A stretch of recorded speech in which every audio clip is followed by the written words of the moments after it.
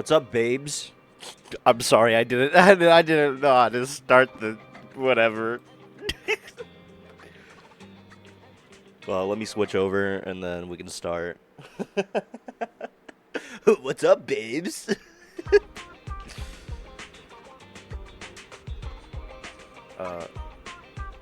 Just gotta make sure everything's all. Alright, I think we're good. Okay, what's up? We're back. It's been a week since we streamed. We ended off in the middle of the main story. I haven't touched it. I haven't touched the main story, so don't worry about that. I was doing the event. Can I just say, by the way, this fucking Bang Boo event? This Bang Boo event? Awesome. Holy shit, they were cooking. I don't care what anybody fucking says. If you think this event is bad, kill yourself. Sorry? I didn't mean to say that. Is this an Evangelion reference? I just realized. Anyway, no, and then also EOS has air combat. I don't know if anybody has realized this. He's the only playable character in this entire fucking game that has a dedicated jump and attack button. Like, what are we doing here? How is the Bang Boo the only character in this goddamn game that has a dedicated jump button? I'm sorry, I love jump buttons in video games. When I don't have one, I really feel it. So I don't know. This event's good. Anyway, I just want to get some daily stuff done so I can talk about the game, and then we can get into the main story. So during the week I was gone. I just wasn't fucking streaming. I got a new controller, finally. Fuck! So I don't have to worry about drift stick anymore. Dude, last stream, it was bad. Last stream, it was so fucking bad. Good afternoon. Like, remember, I couldn't even do this. It was awful. For your patronage, please come again. And now I can actually stand still in the game. Oh, this is so awesome. This is so fucking awesome. Anyway, I'm excited to get through the rest of the story. Last time we left off, we had just gotten out of the hollow. Yeah, we had just gotten out of the hollow. I forget what we were doing. I feel like we learned something. No. I remember. I kind of remember. Fuck. Taking a week break in between playing this game is not smart. Fucking forget everything that happened. All I remember is that we need to talk to Wise, and we need to talk, and we have an optional thing to talk to shunguang. Xiaogong. Also, it's Yeshuren, right? That's how you pronounce her brother's name, Yeshuren? Because it's not Xu Yuan, as I've been calling him. I'm pretty sure it's Yeshuren. So that's the pronunciation I'm going with. Let's not do attack drills. Let's get the... As you can see, I'm trying my best to get stuff for Xiaogong later on. What do I call her? Just call her Y. I'm just gonna do what everybody else does and just call her YSG.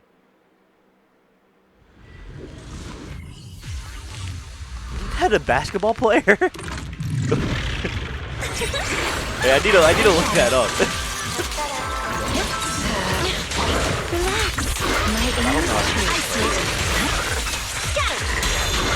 Honestly, I'll be honest. I feel like I made a mistake pulling for Yadari. I don't know how to build Rupture characters. I don't have Lucia. I have Yishuen, but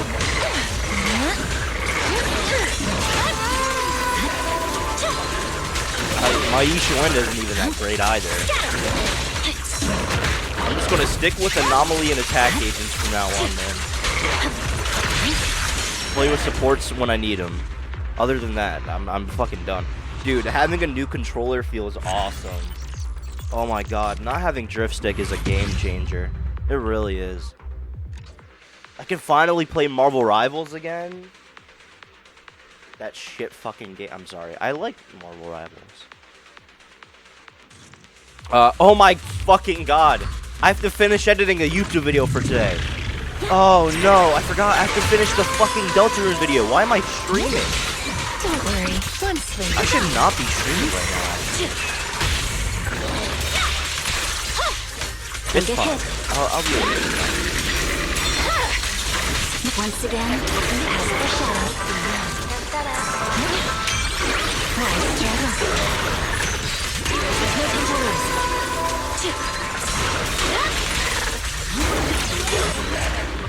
Ooh, that was yo, that's a good pause screen. Oh my god. They look sick together. All right, one more, and then we can get into the story.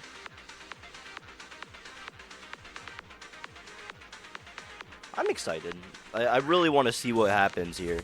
Because we still have the Banyue and Dial-In stuff to get through. Watch out!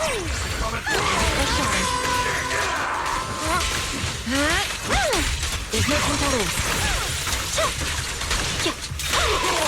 And I'm very curious to see where this Banyue stuff goes. I like him as a character so far. He seems very troubled, and I love troubled men.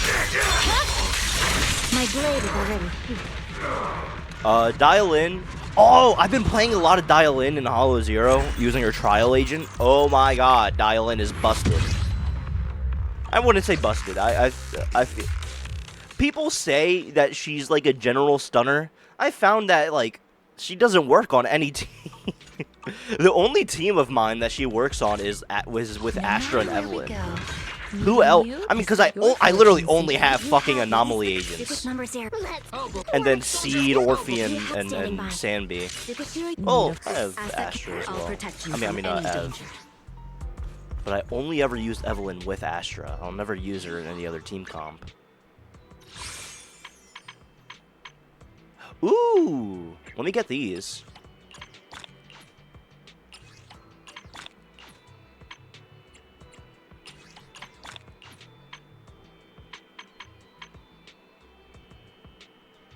$52. We have 50 polls? I mean, 5 polls?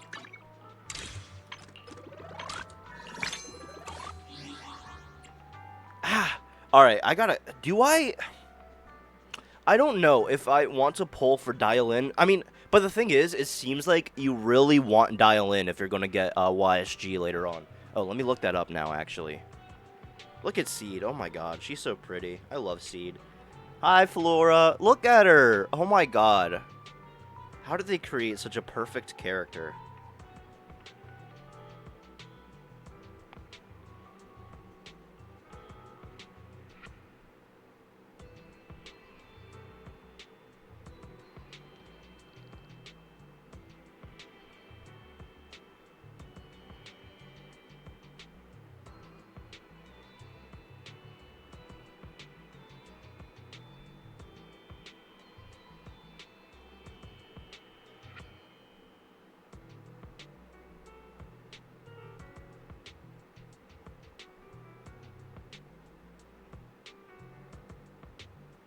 MGA.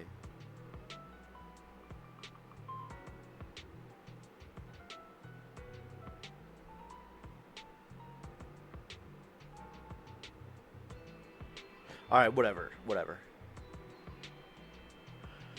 I don't know. I don't want to pull for her. I'm gonna wait to pull for Dial-In until I have 80 searches, I think. Just so, like, I don't feel some type of way. Because the thing is, it'd suck to get, like, 5 polls done when I have 3 left to do and not get her, you know? I'll wait. Because we still have the rest of the Bang Boo event to do. We still have the... Also, I heard that the chess event is giving away people's IPs. So, if this isn't fixed by the time you see this... Well, I mean, this video isn't going to be out for a while, so you don't even need to worry. But I'm going to keep this in the YouTube video. By the way, at this time, as of recording, it is December 1st of 2025. This Zenless Zone Zero event, if you do it online, will dox you. Because apparently it sends, like, the player client list over to, like, your device or something. I don't know. But it leaks your IP. It's findable. So that's amazing. I'm glad they did that. All right. I think it's time. We've waffled enough. We have waffled enough. Ooh, there's a new Hollow Zero today. Oh, and association supplies.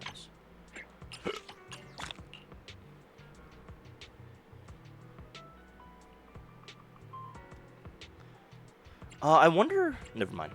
Yeah, I wonder what materials YSG is gonna need. Oh, I still gotta do all those. It's fine.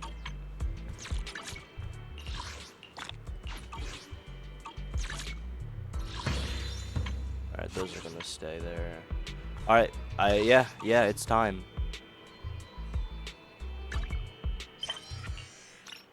True name like lock. True name like a lock. What does that mean? Dude, it feels so nice not to have drift stick anymore. Oh my god. It's so amazing. This is awesome. Alright, let's talk with Xiaogong. Oh yeah, I forgot too that a lot of this stuff isn't gonna be voiced. Ugh. Oh my god, hey my sweet baby angel, my sweet, sweet goddess. Oh, she's so beautiful. Holy shit. You haven't gone to bed yet? I just wanted to come see you again.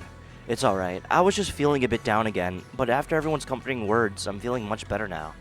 At least those 2 illusions today gave us a clearer picture. You must be exhausted from running around with me these past couple days. Go get some rest. That was it. That was the optional chat. Ooh, flowers.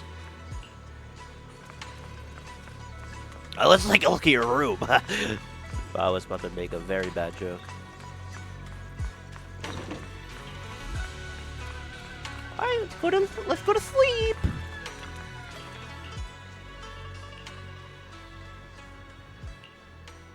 Oh god, Sarah. Well, this is unexpected. You let that insignificant little pawn go free. Such mercy. Doesn't quite fit the image of someone hell-bent on revenge, ready to die alongside their nemesis. They're just an insignificant pawn. They have minimal intel and their life or death won't affect the bigger picture. No need to cut off every loose end. On the path to meet the Creator, any impious noise must be thoroughly purified. Just like those traitors who once basked in divine grace, yet harbored doubts, daring to commit blasphemy, they are now very quiet, utterly quiet. As for you, showing mercy to even a little pawn, how can I trust you won't go soft to Banyue at the crucial moment, or perhaps hesitate when it comes to your own ending? Whether you trust me or not means nothing to me. I've said it before, making Banyue pay in blood is my punishment for him, and the ending I've written for myself. Alright, buddy. How many people hate Banyue? Oh my god, what did he do? You're sharing in the same punishment as him? How ironic. Don't tell me you're still clinging to that pathetic illusion of a master-disciple bond. Don't make me laugh. Cut the pointless probing. We're just using each other to get what we want. My decisions are none of your business. Don't get too hung up on your so-called god, puppet. Better pay attention to those you keep in your company. For your sake, you'd better pray your creator is really as omniscient as you claim. God damn! Drag her ass! You mean Yeshuren. His little schemes are insignificant.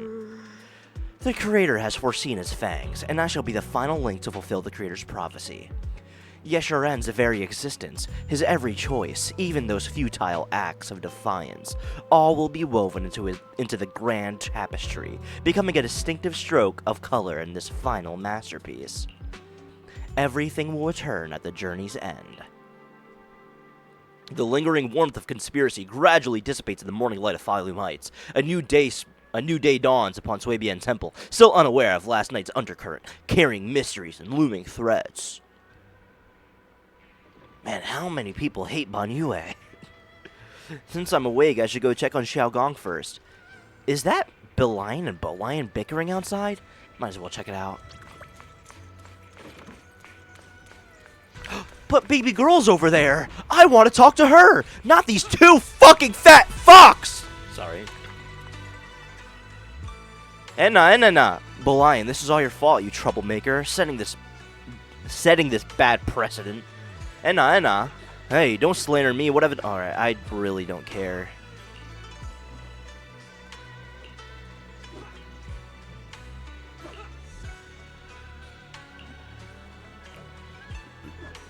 Yes, we know about the Qingming sword. You don't have to fucking remind us.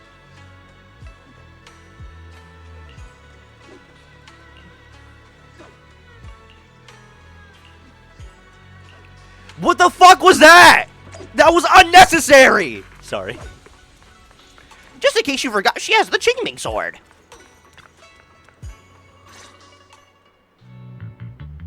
Xiaogong stands alone silently, her red ribbon as striking as when she first walked into Swabian Temple.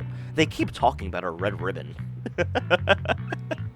Only now, she seems weighed down by many unspoken thoughts.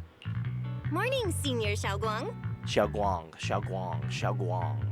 Morning. Wait, why Senior all of a sudden? Oh, I was just thinking of when we first met. You really liked it when I called you Senior. Now that you don't have to keep your identity hidden, we might as well bring it back. It really suits you. All right. Junior Bell. Present, Senior Xiaoguang. A faint smile softened Xiaoguang's face. I'd better keep Xiaoguang occupied and make sure she doesn't go off on her own until Yishuan Shifu gets here. The weather's really nice today. Want to go for a walk with me? Come to think of it, I've never shown you around before. Then I'll be counting on you as my guide. Dude, she's so pretty! Should we head out now? Need to prep anything? Oh, right. I prepared some casual clothes for Xiaoguang based on Fairy's lifestyle preference analysis report. Maybe I should persuade Xiaoguang to change into them now. It might help lift her mood. Want to change into something casual? Huh? Casual? Right now? After explaining to Xiaoguang, though she's a bit shy, she still nods gently and goes back to her room to change into the dress. Oh my god. Oh my god. Dude, I'm holding my tummy like I just became pregnant. Oh my god. Jesus fucking Christ, I'm gonna lose my mind. How could you possibly craft such a perfect creature? Such a perfect specimen? I can't function. I literally can't function right now. Look at her! After changing clothes, Zhao Guang's eyes hold a mix of sweet awkwardness and subtle hint of anticipation. That dress looks great on you. Really? That's a relief. I was worried it might seem too childish. Not quite fitting as for a senior. You look super sweet and approachable now. Where's my gorgeous goddess? Where's my gorgeous goddess? Where's my gorgeous goddess?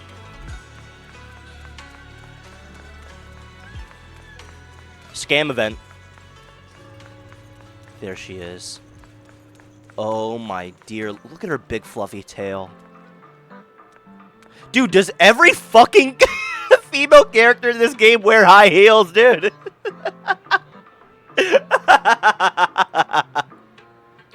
Is there a single fucking female character in this game that doesn't wear heels? Holy shit! Can I not? I can't even switch to other characters to check. Oh my god, dude, that's so fucking funny. Anyway, Jesus Christ, she's so pretty. Beautiful, gorgeous angel.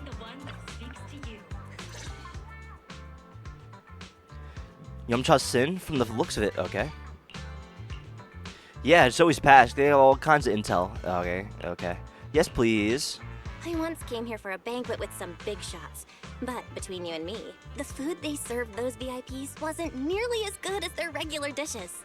Dude, look at her! I'm sorry. Oh, really? Hey, sweetie. Yo, she is so fine, too. Oh, my God. Oops. I hope no one heard that. Sweetie, how's it going? I hope business is booming. Got any recommendations today? Another regular customer. Welcome! Is this young lady a friend of yours? She's got the aura of a true connoisseur. Would you like to try our seasonal special? Dude, she's so bad. Oh my god. Why? Wait. I saw that tweet where someone was saying that she looked a lot like Evelyn, and she really fucking does. I can faintly smell some osmanthus in the air. How lovely.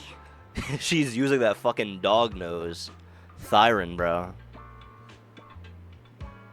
Those Thyron senses. That would be our Moonvale osmanthus cake, fresh out of the oven. They're made with the very first golden blossoms picked just this morning. Soft, sweet, melts in your mouth. I guarantee it's a taste you'll never forget. The way she said that, I was thinking that her voice actress sounds very, You know what? I'm not gonna say what I was gonna say. Some thoughts are really meant to be inside thoughts. Osmanthus cakes always bring back memories of loved ones. This batch is limited, reserved for only our regular customers. And you won't find it on the banquet menu. So she heard us. Osmanthus cake. Well, would you like to try it? Osmanthus cake is often used as a symbol of remembrance. Shunguang must be thinking about Senior Ye again. Yes! Thank you, game! Oh my god! I must narrate everything to the player so they fully understand what's happening.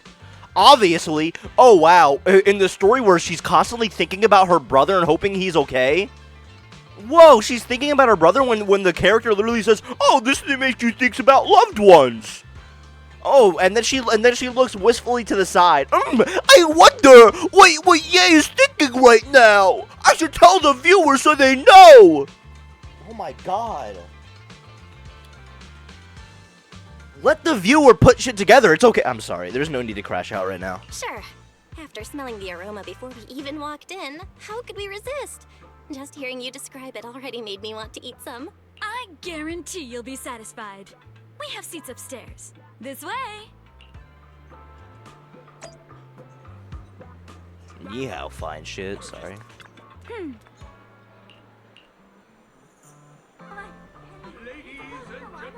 on, over here! Come take a look! It's been a while since we've been in here. Oh wow, people are at Lil Yon. No way they got a fucking SoundCloud rapper working here. Lil Yon? Sorry, this private room is already full. The boss lady's got a rule. Private rooms are for pre-registered guests only. Lil Yon eyes me warily, keeping his mouth shut. Who's in here? We got a Tops employee, I think. And then 3 random people. Welcome. Thank you.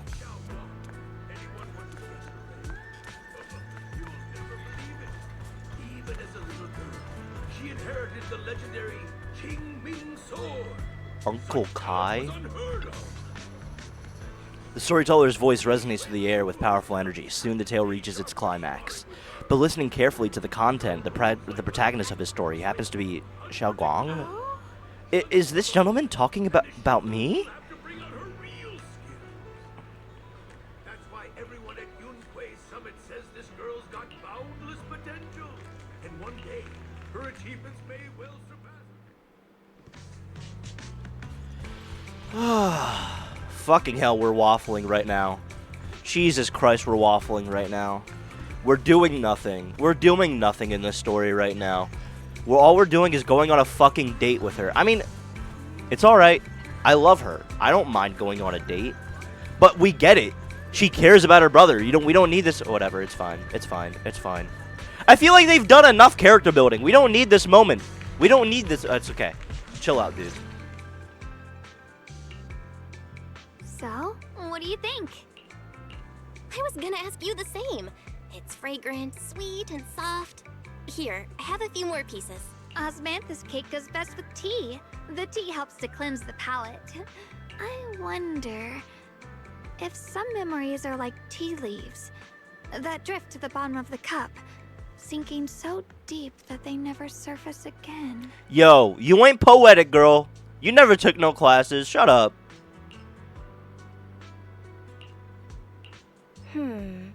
Memories aren't like reflections in a teacup.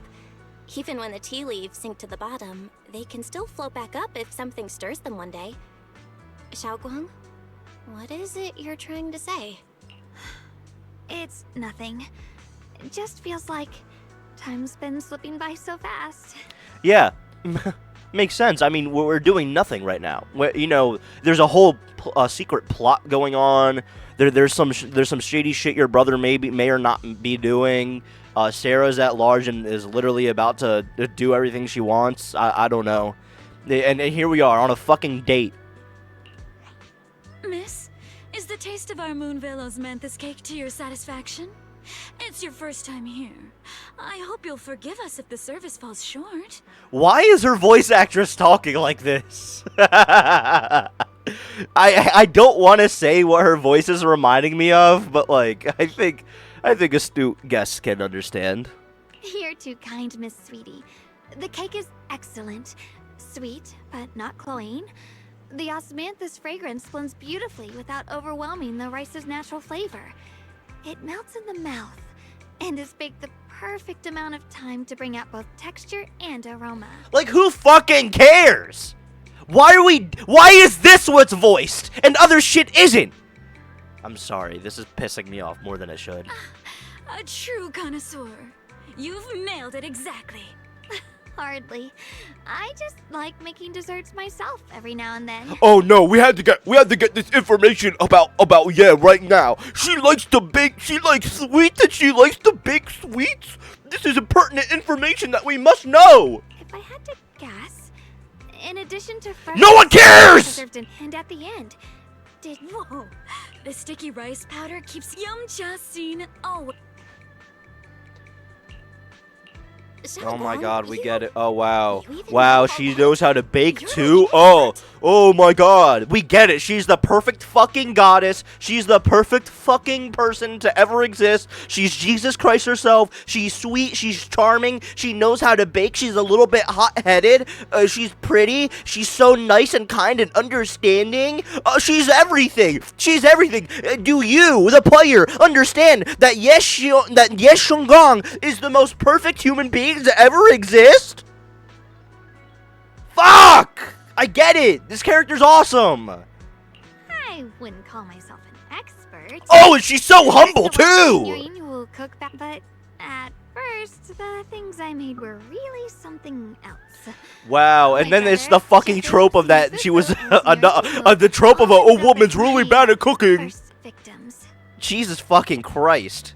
What is this, a Persona game? My brother would always tease me, saying, Senior Yayy is such a gentle person.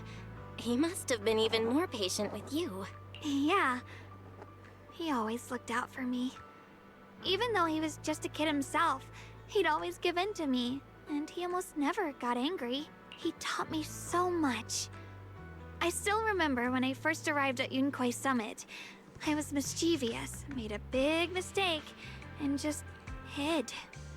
I was too scared to face anyone. My brother was the one who found me.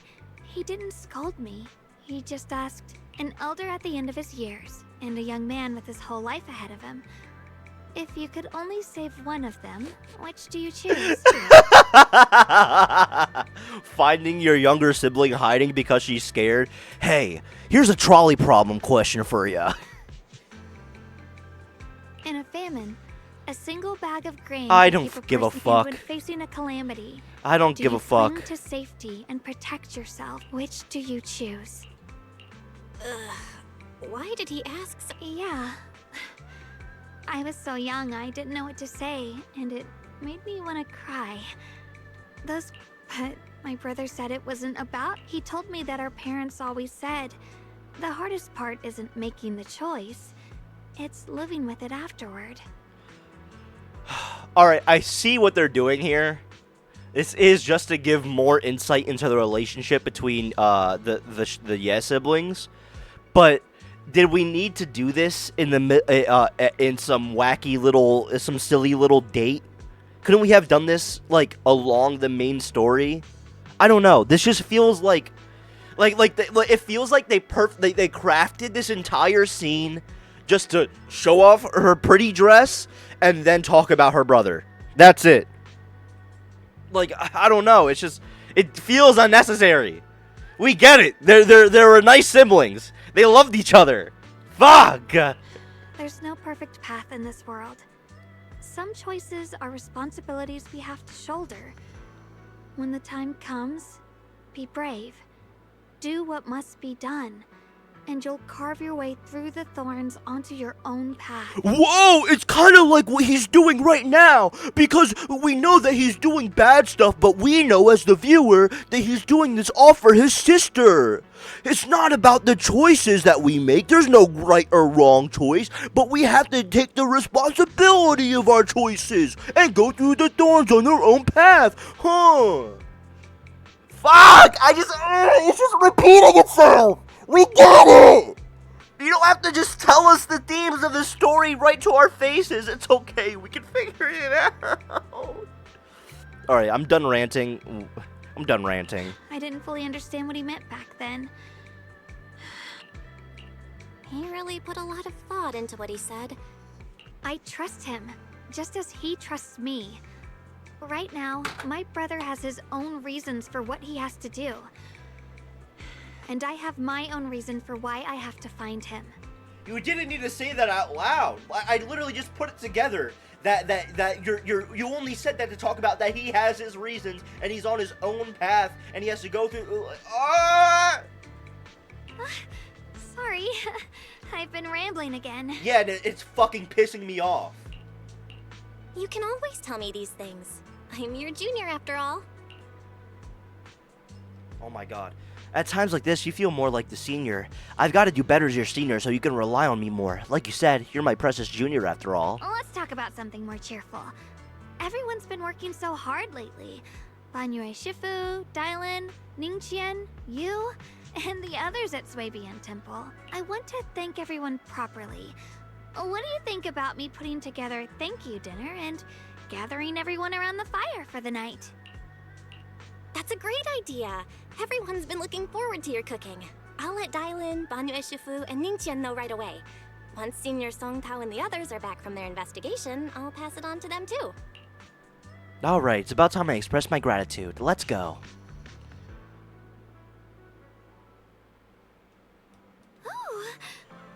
Over there, it's senior... Oh my god, who cares? Oh, is this story? Is this story, finally? Junior Bell, shunguang. You're back! Is everyone alright? Any progress in the investigation? Don't worry, everyone's fine. We ran into a little trouble on the way. Thank you, everyone. Don't mention it. It's our duty as Swabian Temple disciples. Thanks to all of you. Xiaoguang was just saying how hard you've all been working, and she wants to host... Haha, a gathering by the fire, with Xiaoguang's cooking no less. Jesus! Do we need more dialogue to tell us how great Shunguang is? Oh my god. Holy fuck. Do we need more? Do we need to glaze her even more? Holy fuck. Yeah, my cooking isn't the greatest, but I hope you'll join us. Wow, she's so humble. Whoa. That's really thoughtful of you, Xiaoguang. But I'm afraid we can't tonight. Huh? Don't worry, we have good news. Thanks to the intel you gave us, we pinned down several key spots tied to the abnormal miasma fluctuations. We've even found leads on the ancient array. Some disciples have already been stationed at the old mining site. The full report's been sent to Yishuan Shifu. She should be coming to Wi-Fi soon to help. To ensure everyone's safety, we'll rotate disciples to guard the key locations, keeping a close watch for anything suspicious. Xiaoguang, as the wielder of the Qingming sword, your role is too important. Until Yishuan Shifu arrives, please, stay here in the temple and keep yourself safe. Leave the investigation to us. Dude, she's saying all this important shit. Meanwhile, Yay's just staring right at the camera with her big old bug eyes. You guys take it easy tonight. When this is all over, we'll celebrate together properly, okay? But Come on now, don't feel bad. This was everyone's choice. Only when you're safe, Shunguang, can we carry out our mission without... Okay, I understand. That's better. We'll get Bowline and go switch shifts with the others now. See you later. Don't worry, Shunguang. We're finally starting to see some progress. That's a good sign. Yeah, let's head back too. I still need to figure out what to cook tonight.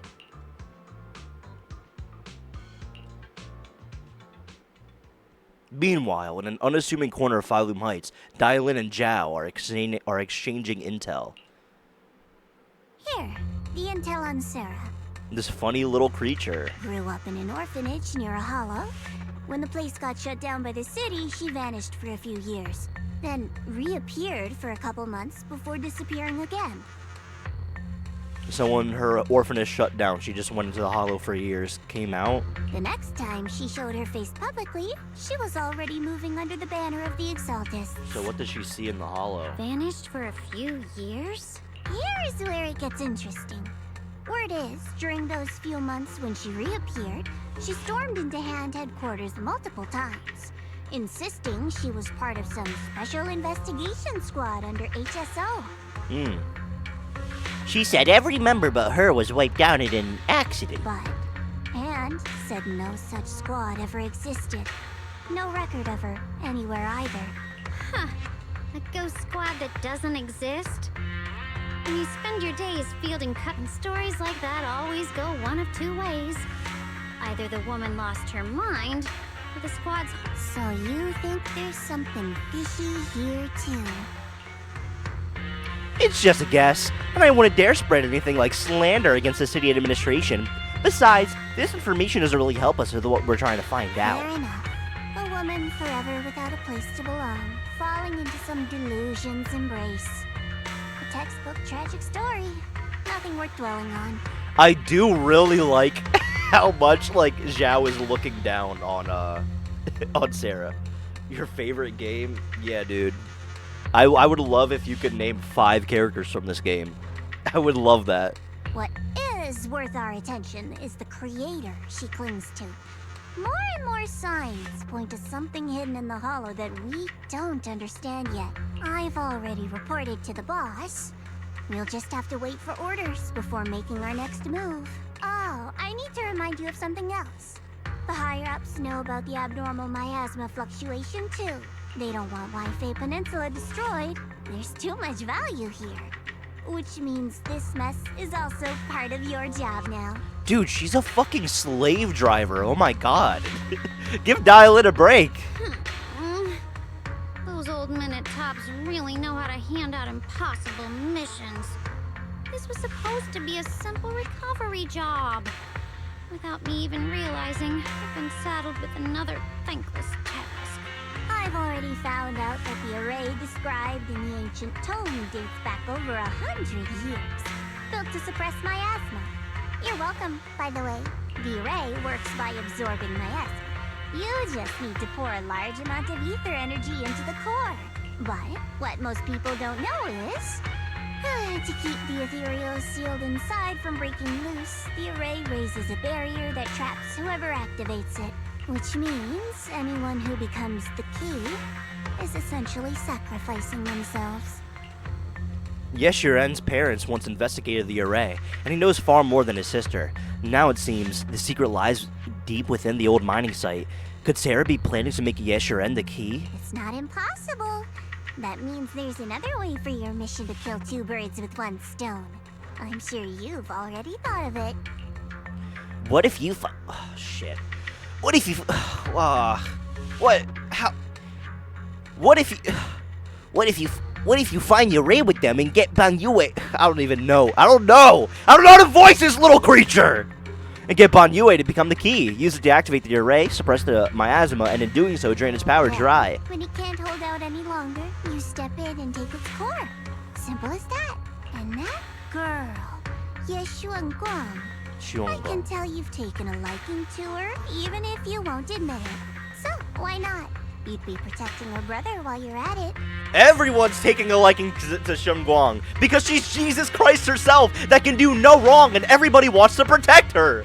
Fuck! Jesus! They get. Ah! This is pissing me off so much. How did they craft a character that feels like such a fucking industry plant? It is insane.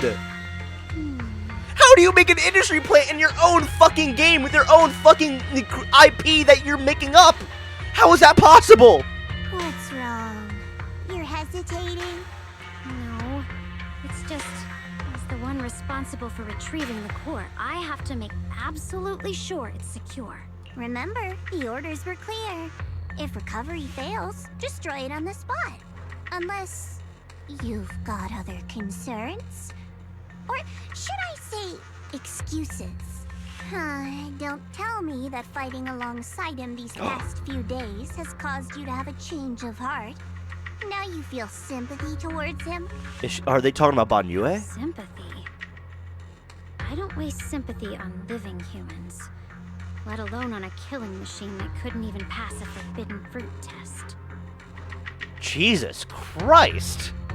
He's a human being! Well, he's not human, but hey, don't talk about my goat like that. Exactly. A killing machine.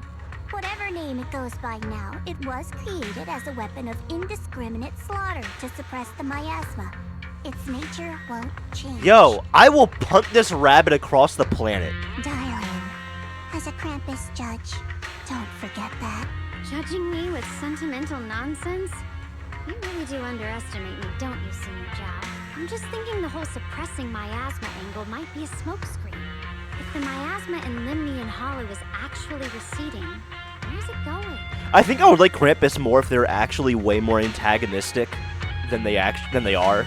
I mean, they act shady, but all they do is help us. And I doubt she's going to fucking kill Banyue. She's obviously going to have a change of heart. It's like, none of this matters to me because I know at the end of the day, we're all going to become friends. So it's like, there's no stakes. There's no stakes with them doing all this bullshit because we're just all going to be on the same side at the end of the day. Also, I heard another name from the dead at the old mining site. One that's been coming up a lot these past few days. Looks like someone else wants Banyue gone. More desperately than we do. A lot of people want him gone. What do you mean? Who? That's a secret. For now, though, I won't let him die so easily. Not until I figure out who's trying to use us, at least. If we're going to dispose of him, it should be on our terms. And as for Banyue's truth that I'm after, I'll give him the final choice, one with no room for lies or cover-ups. Not long after, Dylan comes to a decision after receiving the invitation to the fireside gathering.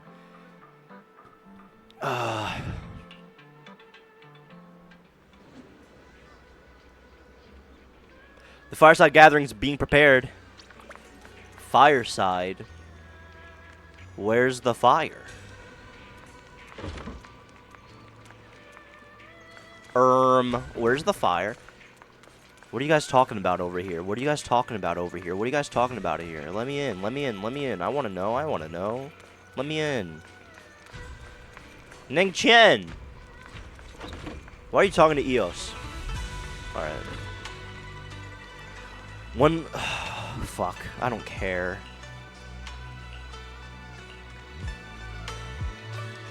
Please come this way. Oh, now I can talk to you. Yeah. Yay.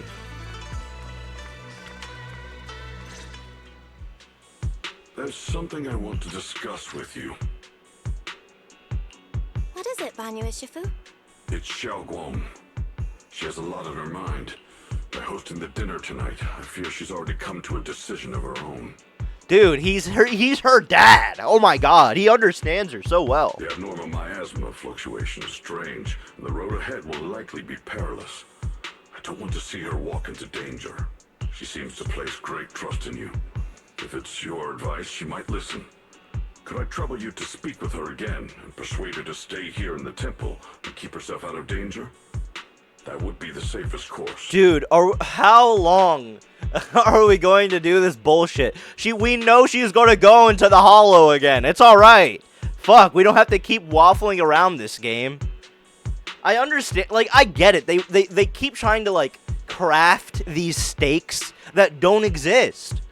If the outcome is already guaranteed. Like, she's an agent. We know she's going to put herself in danger again. She's the fucking Qingming sword carrier or whatever the fuck. We know she's going to go in again. Spending 30 minutes trying to convince her to stay inside, only for her not to do so, it feels like we're wasting time. And, like, I get it. They're just trying to build up Ye's character to where it's like, oh, she wants to protect everyone. She wants to put herself at risk. And she wants to help her brother and save her brother. But everybody cares so much about her. She's so tragically, she's so tragically connected to death because of the Qingming sword and because of Yishuan's sister. So we have to protect her. We don't want the same mistakes of the Hollow disaster to happen again. I get it, game! Themes and such! But what about actually playing, having a fun experience playing the game? And not just waffling around with our thumbs up our ass, repeating ourselves constantly! What? Why am I so angry? Why is this game pissing me off so much today? Okay, I'll try to talk to her again. But Banyue Shifu, I've been thinking, treating Xiaoguang like she's a fragile piece of glass to be sheltered away, is that really what's best for her? No, it's not, obviously. The Qingming sword, the rest of us, we should be the ones to protect her. But more often than not, we've been holding her back. I think Belle's just saying what I said, but like a lot nicer. The Qingming sword is unlike any other weapon. That's why you're the only one I can bring this to. My, oh my. What a touching request. Shut up, Dial-In. With a voice laced in barbs and a half-smile that doesn't reach her eyes, Dial-In cuts into the conversation. Tell me, Banyue Shifu, don't you think your words sound especially cruel when talking about someone your algorithms once deemed as expendable, while you stood by and watched her parents consumed by the miasma? What the fuck? Where did that come from? Dial-In. Looks like you didn't know that yet, huh, Proxy? Allow me to introduce our oh-so-gentle, reliable Banyue Shifu. His codename is Purge Unit Type 0, one of TOPS' secret machines built for suppressing miasma. And by suppressing, the most efficient way was, of course, indiscriminate slaughter. Before he put on this harmless, good guy facade, he was TOPS' sharpest, most merciless killing machine. After a botched mission, TOPS discarded him, left him to rot in the hollow. Somehow, someone picked him up and patched him back together, so he could wear the guise of something less monstrous, hiding among people. Yo, why are your eyes so fucking huge? Oh my god. It's actually almost unnatural.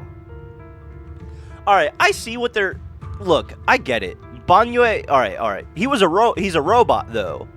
They literally have cores implanted inside of them, so, like, they can't think for themselves.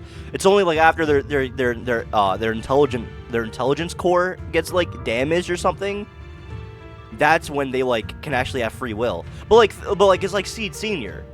Like, he was just a standard issue army robot, but his core got damaged. He found Flora and then raised her, and he became quote unquote human because he broke his directive.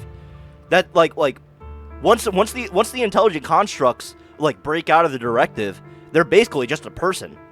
Like we've seen this over and over again actually. People trusted him, relied on him, even treated him as a companion with a heart. But 10 years ago, when the miasma outbreak consumed the old mining site, he stood by and watched countless lives swallowed whole. And Xiaoguang's parents were among them. Yeah, that sucks, but don't you think he feels awful for that? Back when you went to Silum Bay looking for survivors, why do you think those people reacted to Banyue with such outrage? Oh, that's why they were being robo-racist. That makes sense. They were being robophobic. Banyue Shifu, is this all true? The marks from the past can't be erased. That much is certain. The past? Such a tidy word for confession. Then tell me, back then, when you failed to save those people, was it because of your so-called algorithmic logic? Suppress the miasma at all costs. The absolute order that made you treat human life like it was nothing. Does it still run somewhere deep in your core? That kind, gentle mask you wear, is it real? Or is it just a performance for us and for your own conscience?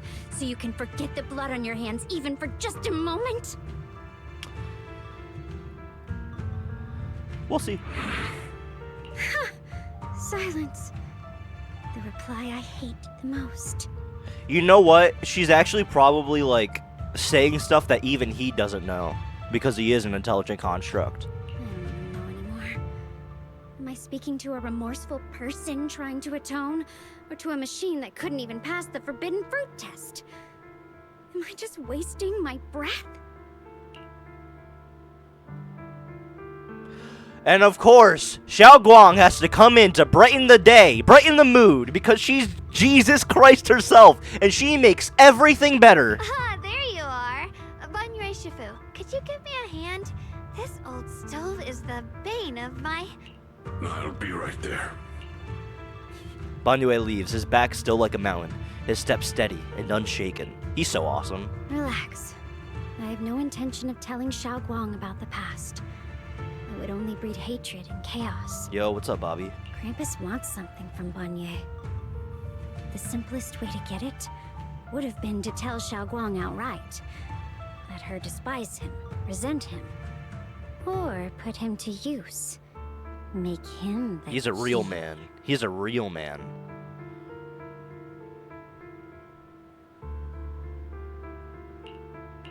Key?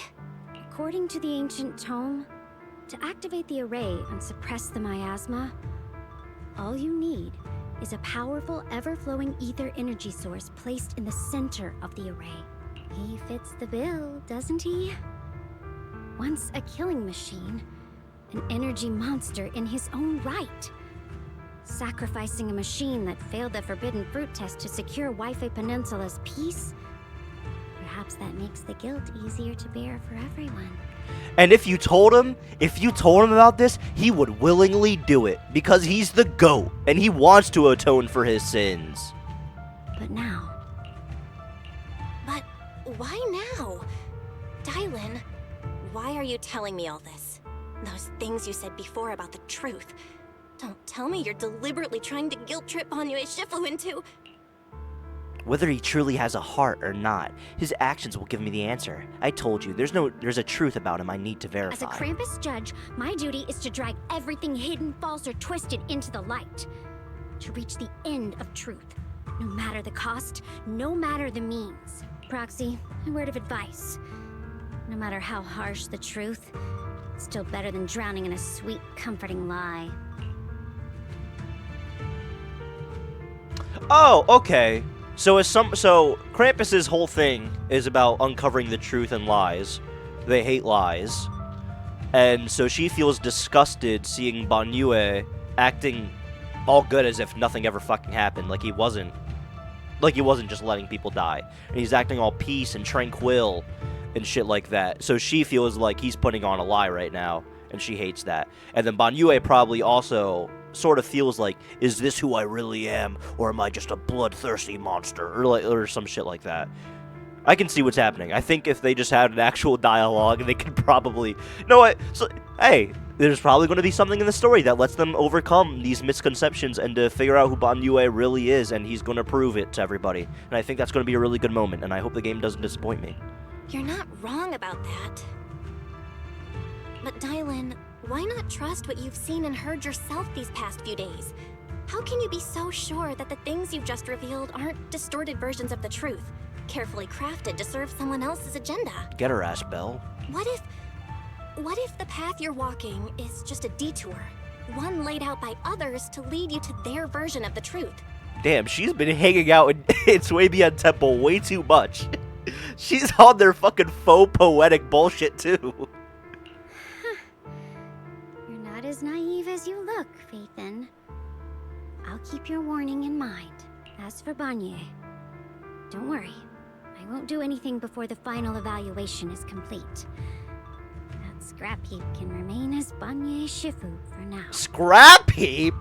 Yo! Pause with the robophobic slurs, girl! Damn! Scrap heap? You can't say that. What Banyue and Dailin just said. I need time to sort through all this. I should probably talk to Xiaoguang about her own situation first. Honestly, we should probably talk to Wise about all this. Brother Dearest has no idea what's happening. He's over here just having food with the traitor and Belian. Hey, Jesus. Xiaoguang? What is it? Hungry already? Just wait a little longer. It'll be ready soon. You're hosting this gathering because you've already made up your mind, haven't you? Ooh. Tell it to her straight. Figures. You saw right through me. It was actually Banyue, because he's a person and he understands people now. I really was planning to be honest with you, just like I said I would. Last night, after you'd all gone to bed, I found this under the door. I take back every mean thing that I've said about you in this stream, YSG. I take back every bad thing I've ever said about you. You're so beautiful, I love you. Xiaoguang pulls out a note. Its edges crumpled from having been crushed in someone's hand, then carefully smoothed out again. Xiaoguang, I found a way to break the connection between you and the Qingming sword. Oh! That's Yeshiren. Oh, shit. The power of the Creator is beyond imagination. Deep within the place we once knew lies the key to awakening them. Oh, so he wants to help Sarah awaken the Creator so he can break the connection between YSG and the Qingming sword. When they descend in the days to come, my wish will finally come true. No matter the price I have to pay, Xiaoguang. You will be free. Damn. This letter, it looks like it's from Senior Ye. At first glance, the handwriting looks like my brother's, but it's missing little habits he always had in his strokes. And then there's the content itself. Yeah, Senior Ye might not even know you're in Wi-Fi right now, and he suddenly sent you a letter? Oh, true. Ooh, could it have been from, Ning Chen? Given how much he cares about you, even if he did decide to do this, there's no way he'd ever tell you. This note looks like... Even if he did decide to do this, so we don't know if that's his actual goal or not, because we still don't really know. He wants to help. We know he wants to help at YSG, but we don't know how. So they're saying, all right, even if he did, all right. It looks like it's trying to lure me there. I know my bond with the Qingming sword more than anyone. Breaking it isn't something that can be done so easily. But I mean, like, with the power of the Creator, or who knows? Back when I was chosen by the sword, my brother didn't know about its side effects. He was genuinely happy for me. He ruffled my hair, eyes shining, and said, "You're amazing, Xiaoguang. From now on, your big brother will have to rely on you." I knew what he was really happy about. That I could finally be accepted, have a real place in Yunquei Summit. A new home. But then, when he learned the truth about the Qingming sword, and what happened to the wielders before me... That's too cruel for him. When we received the news that our parents really had passed, he held back his tears. He didn't want me to be even more afraid. But the day he found out the fate of the sword's wielders, my brother, who had never shown weakness before, broke down in front of me, crying and saying he was sorry, over and over. This moment is so much more powerful than the fucking stupid date scene. Oh my god. In the end, with his eyes red and fists clenched, he kept repeating it again and again. Not just to me, but to himself.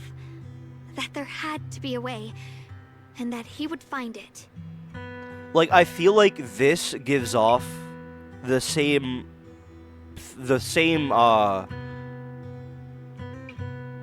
is like the same scene from, The Date, right?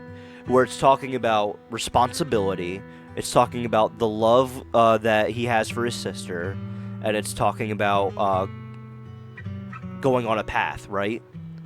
Going on your own path. It's the same exact thing. It's just that this is way more impactful, and the other one was talking about a stupid fucking trolley problem, blah, blah, blah, whatever, so we could show off her pretty little outfit. That way became his obsession for years. He even hid from me and Shifu that he was experimenting with forbidden techniques, trying to shift the Qingming sword side effects onto himself instead. What? Onto himself? Thank goodness Shifu caught it in time. That was the first time I'd ever seen her so angry.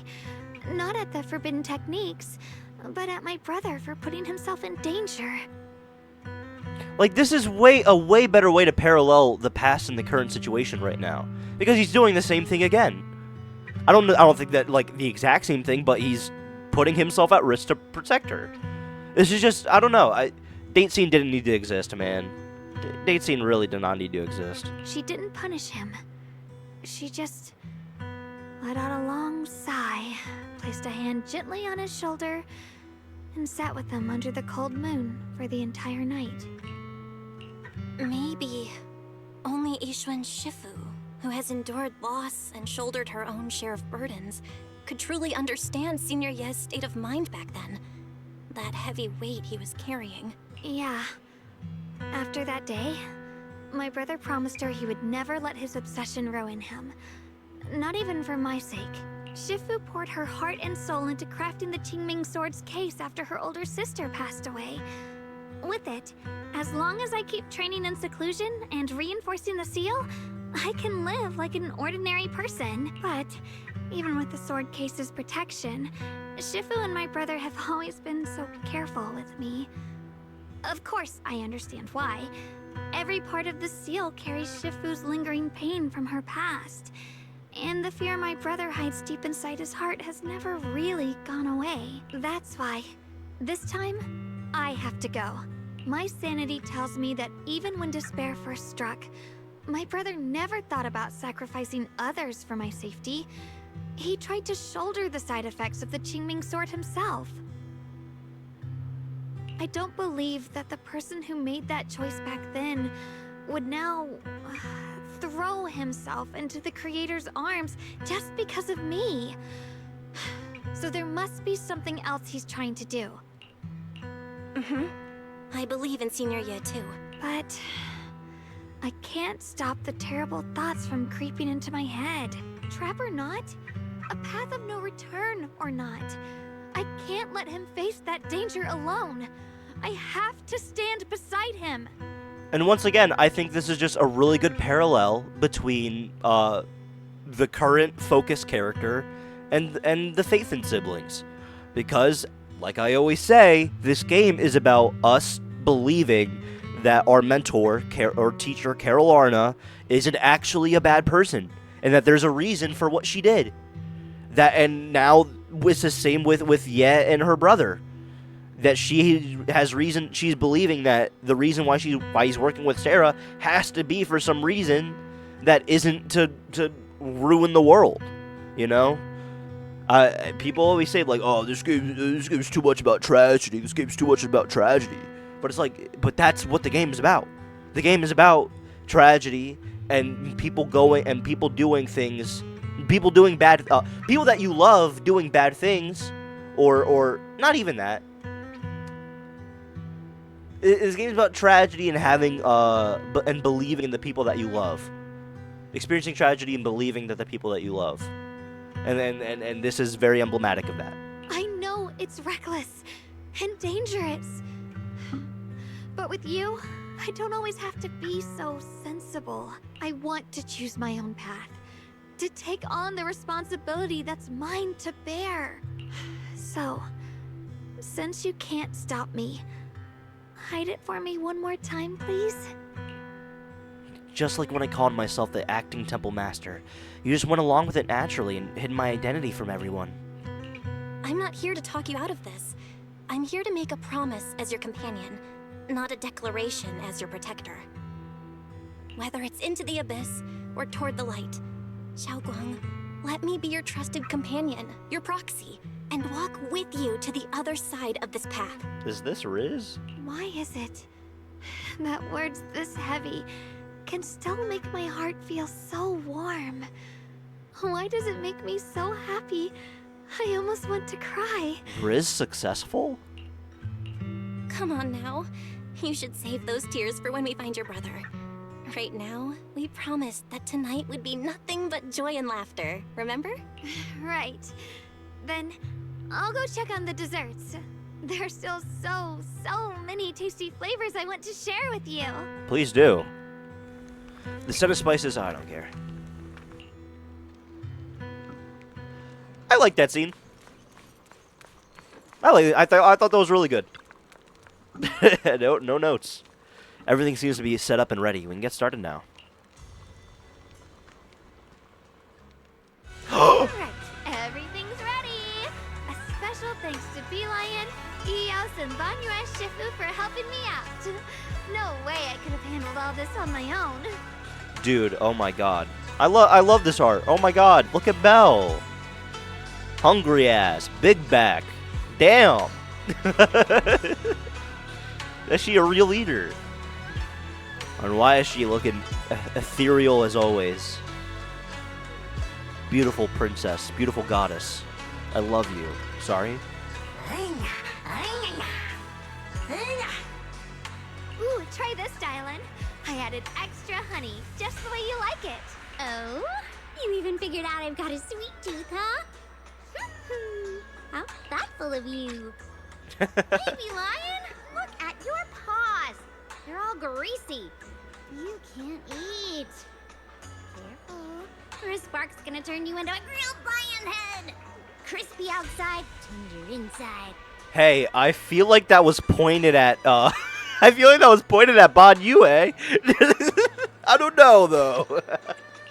Oops, my bad. I forgot we've got another lion head sitting right here. No fucking way! Dude! Dial in! You're fucking off!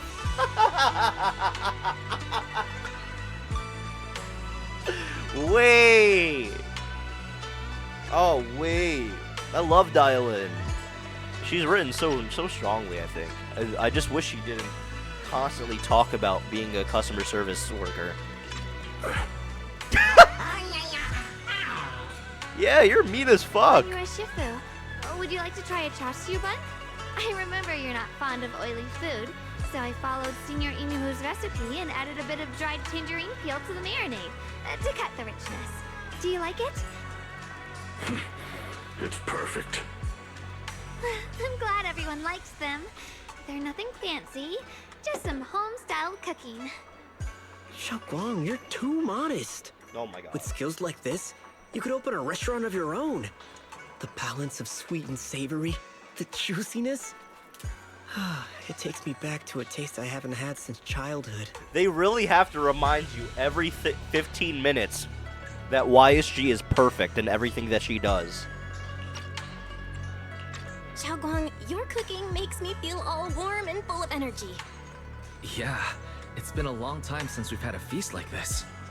Though I have to say, compared to the way you nearly scorched the bottom of the pot earlier, stomping your feet in panic, you sure adapted fast. Xiaoguang. Dylan, we agreed not to bring that up.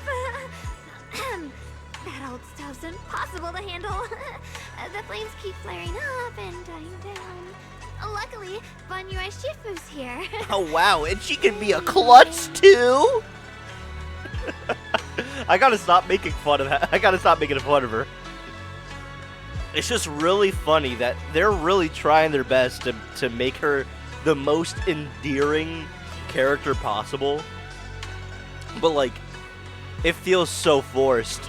It really does. I love her. I love her to death. I really do. But god damn. It's just like, I don't know. To me right now, she feels like the same way Rex in Xenoblade Chronicles 2 is written. to where he's like the most special boy to ever exist. Everybody just goes, oh, but those eyes. Oh, there's something about that boy. And then Rex is always just in the right in every situation. I don't know. It's just so funny. It really is. Since we're all here, why don't we sit by the fire and chat for a bit? Where's the fire? Oh, chatting? I love chatting. What should we chat about? Let me think. Oh, I know. Everyone share something funny or embarrassing that's happened to you recently.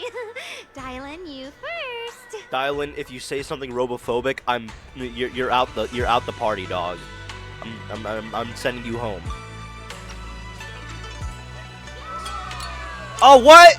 We didn't get to see that? That would have been fun. See, they don't know how to properly waste time. They like to waste time on stupid shit, not on fun shit. That would have been fun. I would have loved to see everybody talk about embarrassing shit or funny shit that happened to them. That would have been good character building moments. Oh my god.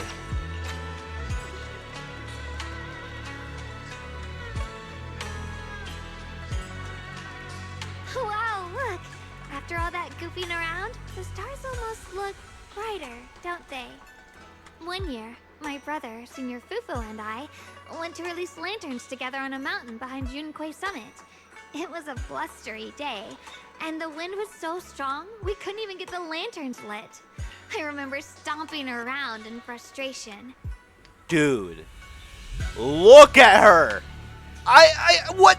I think, has there ever been, wait, now that I'm thinking about it, has there ever been an episode of this game where I have, like, talked this, like, just gooned out this much? I'm not gooning.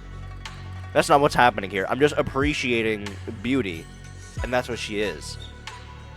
She's everything.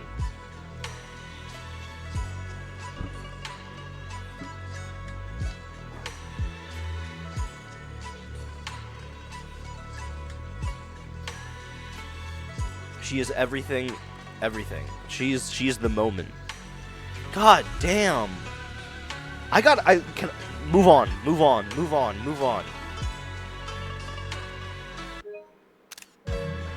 Almost forgot. They gotta put me down. Eventually, I just tossed the lantern aside and lay on the grass. But when I looked up, I saw the starry sky. Each star shining brighter than any lantern. My brother said that the stars are the best kind of lantern to carry your wishes. I wonder, what did I wish for back then? Feels like it's been ages since I had a moment like that. No thoughts, no worries, just gazing at the stars and having a quiet conversation. Everyone listens silently, with the crackle of flames the only sound breaking the silence, while the Qingming sword case shimmers almost imperceptibly under the starlight. Choices, such cruel things. Once made, they're like stones cast into a lake, ripples pushing you forward as they spread. Looking back, those ripples already turned into a tidal wave. There's no turning back now. That's stupid. By the way, I'm here. Optional chat with Dial-In. Optional chat with Xiaogong. Hey, Dial-In. Finally, some peace and quiet. No endless customer complaints, no paper. Oh my god. And none of those voices. Just sitting here looking at the fire, gazing at the stars, listening to chatter, just chilling with this. Yeah, not bad at all. Dylan's expression held an unusual calmness.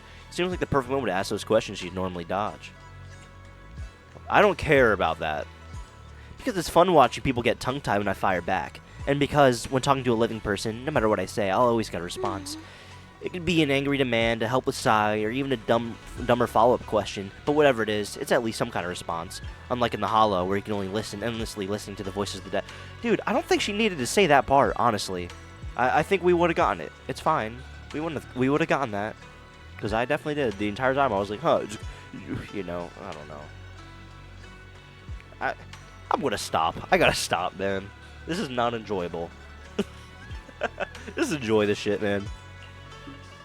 listening to their resentment, their regrets, their pleas, but they're forever unable to truly respond to anything or accept any true response. No matter how much you say, what you say, it's just like it's just like a stone falling into a deep well. Not even an echo can be heard. That feeling after a while makes you wonder if you become part of the silence too. Alright, it's getting late and cold. Time to go home. Finally got some peace and quiet. It's about to end. Tomorrow's going to be another troublesome day, huh? Jesus Christ. Dude, everybody is so poetic. When did that happen?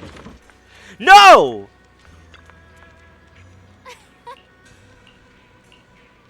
Wait, it was a choice?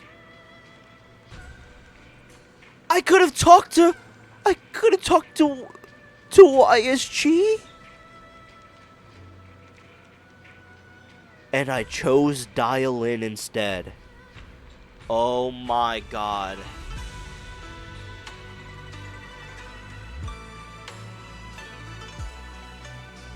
I'm so mad right now. I can't believe this. I'm just looking at her hair right now. So she does have long hair. I almost kind of wish she didn't. If she would, oh my god, imagine her with short hair. Wow. Wow.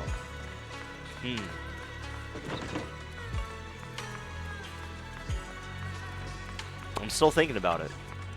For sure. Alright, can we go into the hollow now?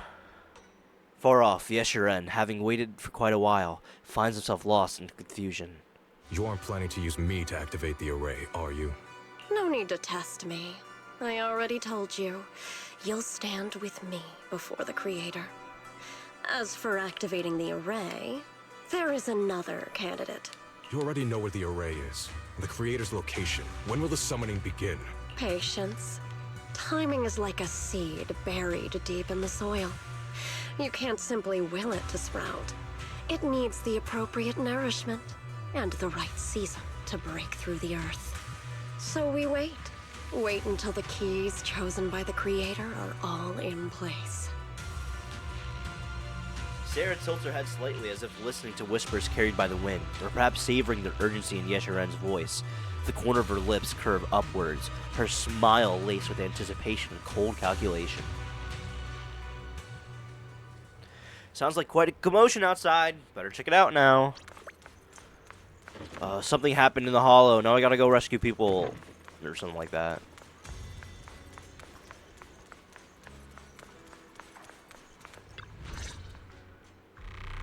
Senior Song Tao. Senior Song Tao? What's going on? We'll get you patched up right away. No, don't worry about me. Listen, last night, sometime after midnight, the miasma at the old mining site suddenly erupted. The other disciples are all trapped there now. Many of them are severely wounded. Man, oh my god. All you can do is laugh, man. All you can do is laugh. Belle, we don't have time to wait for Shifu and the others. Who would have thought? Who would have thought? Let's get going. Got it. Then let's get going. Wise, we'll leave Senior Song Tao to you and B-Lion. I'm here too. We'll take care of him. Eels will be waiting for you there. I'll go tell Banyu Shifu and Dylan. But remember, Belle, Xiaoguang needs to be careful with the sword. Dog, we're not her protectors anymore. We're her companion or whatever the fuck. Relax, Junior Wise. I promised Belle I wouldn't break the seal lightly. Don't forget, I'm pretty strong.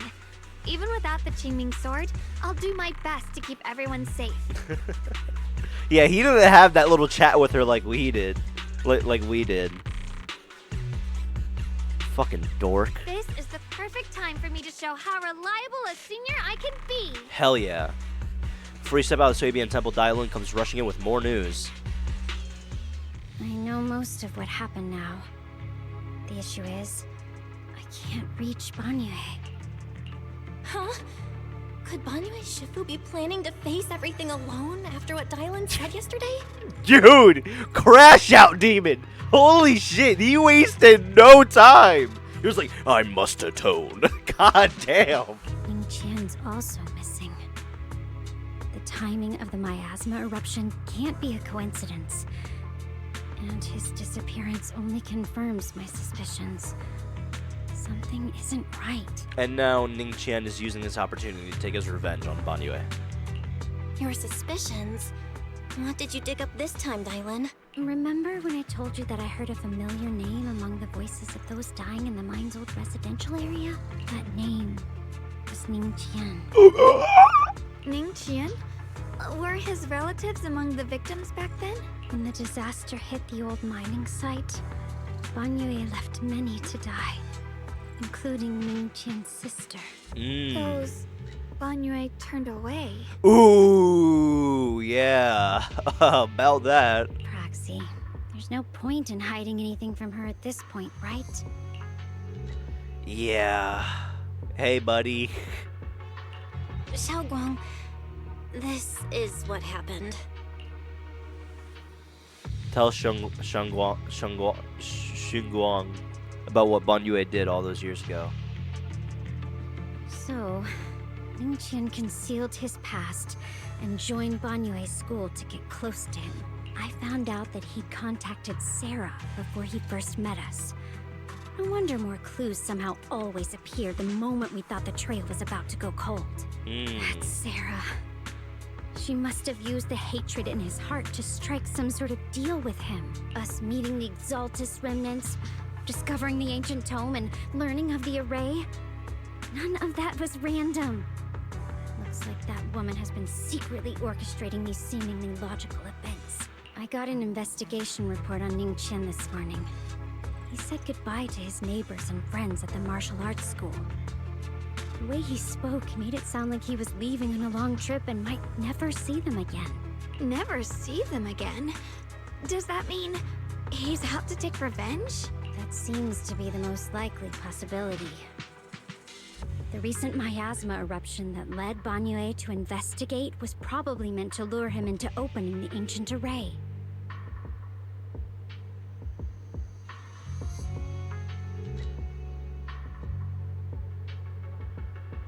So that note I received? Was it a setup to exploit Banyue Shifu's guilt towards Shunguang and the others? He tried to keep her safe and stop Senior Ye from activating the array, which made it the perfect bait to draw him in. That's just the tip of the iceberg. I suspect the array and the ancient tome, and even the part about the key to quell miasma, were nothing more than tricks to keep him chasing. It might all be Sarah's handiwork. Think about it. Using powerful ether energy to activate the array and purify the miasma?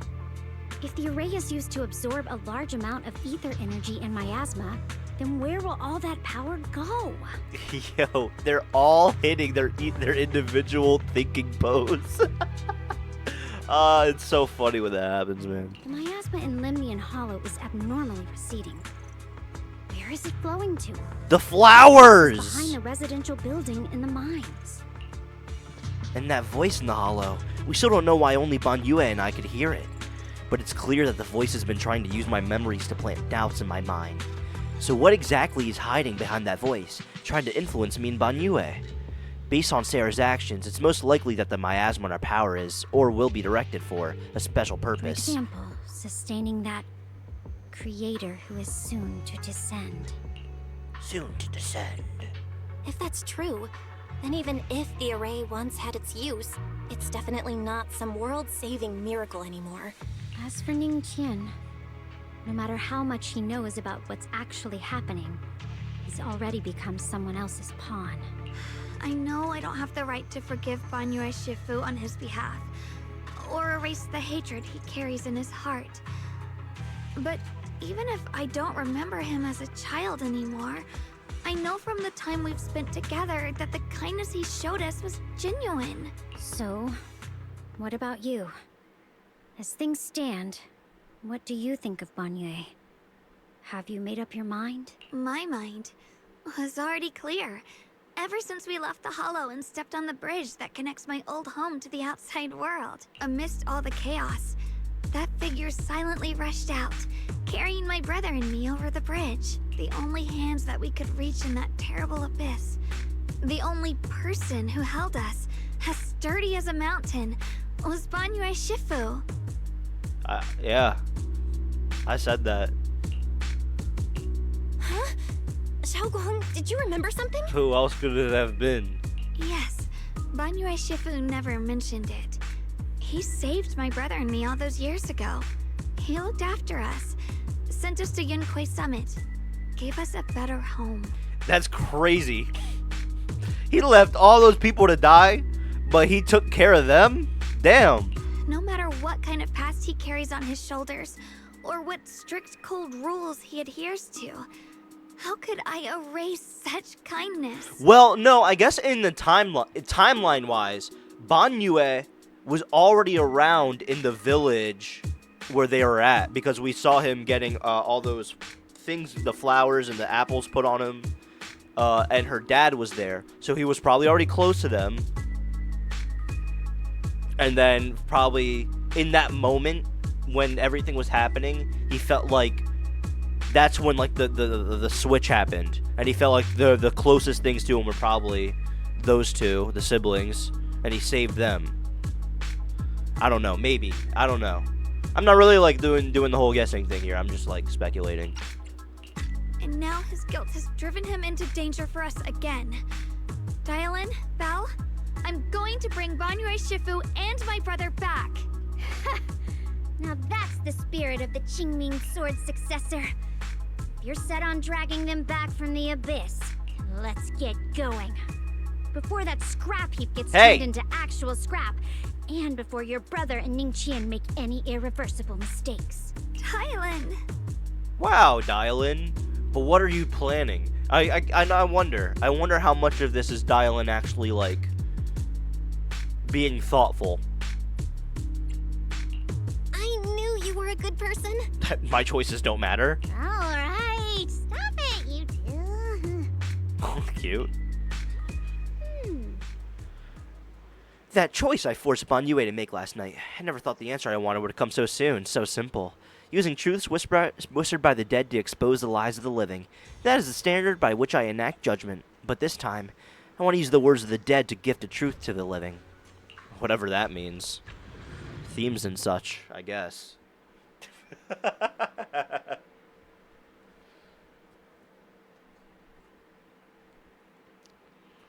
Dude, my wisdom tooth is like fully growing in, and it's fucking with me. We solo Dialin right now. Let us talk to 3 people to find out exactly what happened here. Imagine.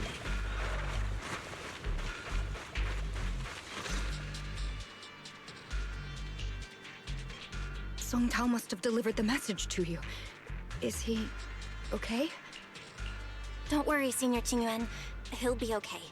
But he told us that our fellow disciples from Swabian Temple were trapped by miasma. How did you manage to break free? It was Banyue Shifu. Somehow the sealed gate was opened last night.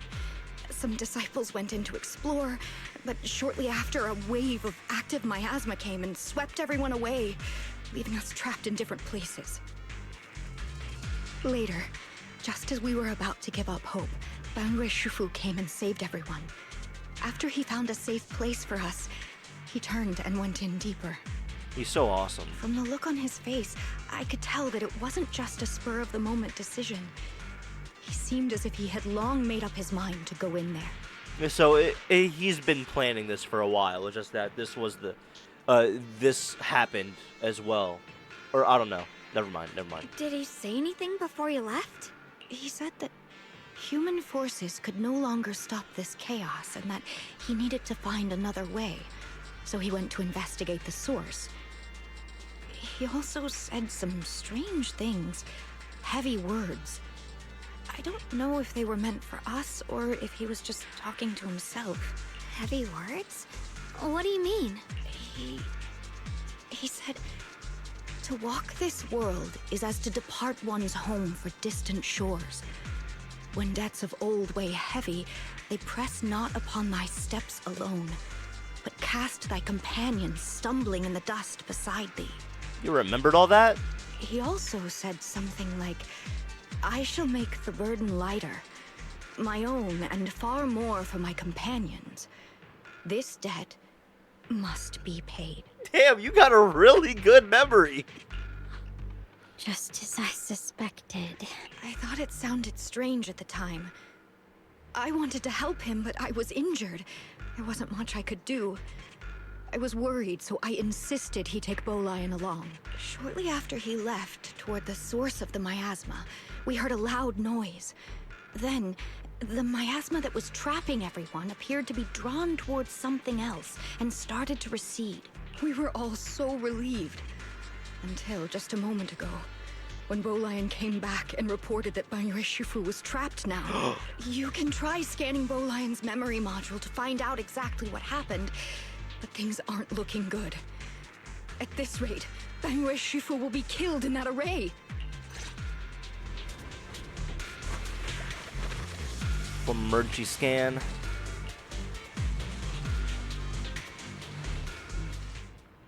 Whoa! Playable flashback. Ooh, fightable playable flashback. He's so cool.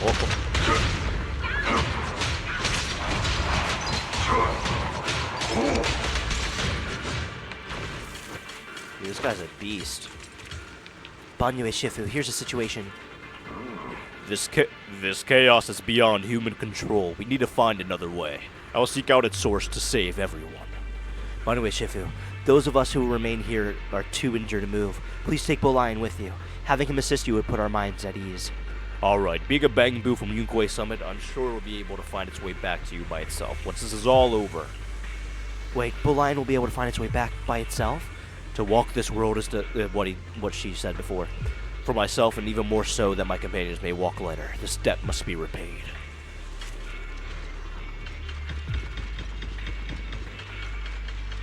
Ooh.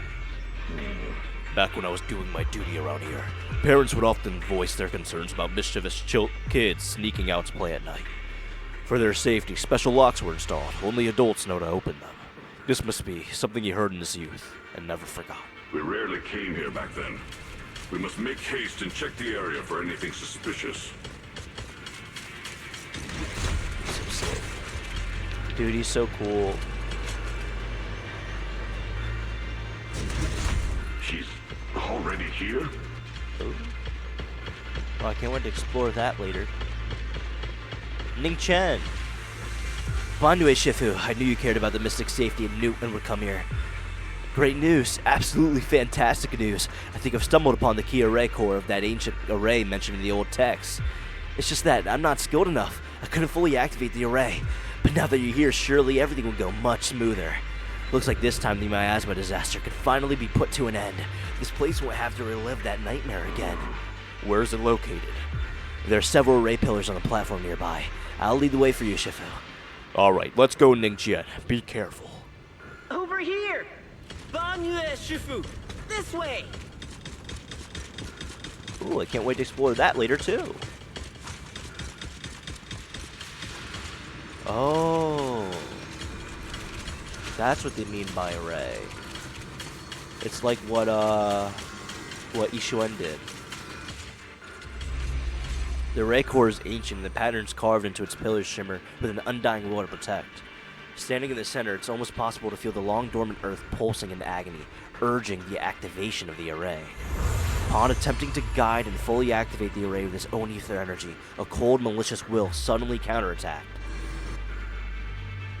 Fall back behind me!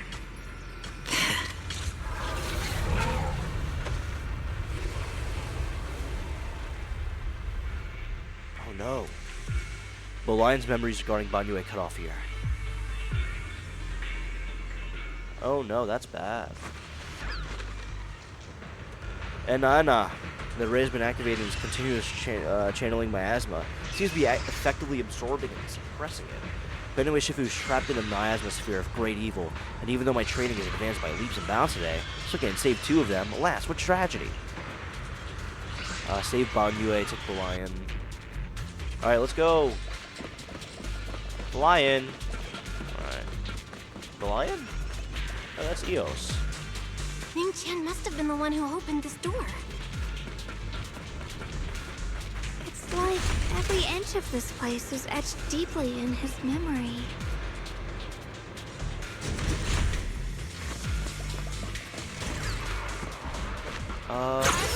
Clear head.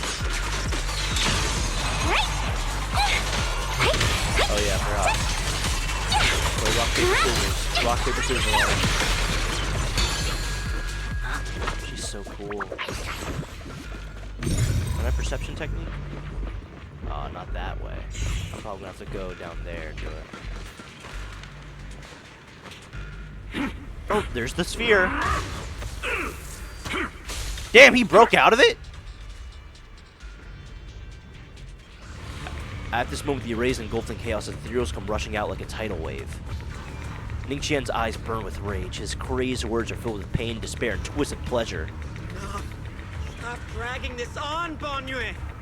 Stop! It's over for you! How pathetic. How long do you think you can keep up that heroic act? Stop pretending you're a savior. Look at you! Look at the monster you become! Can't you see?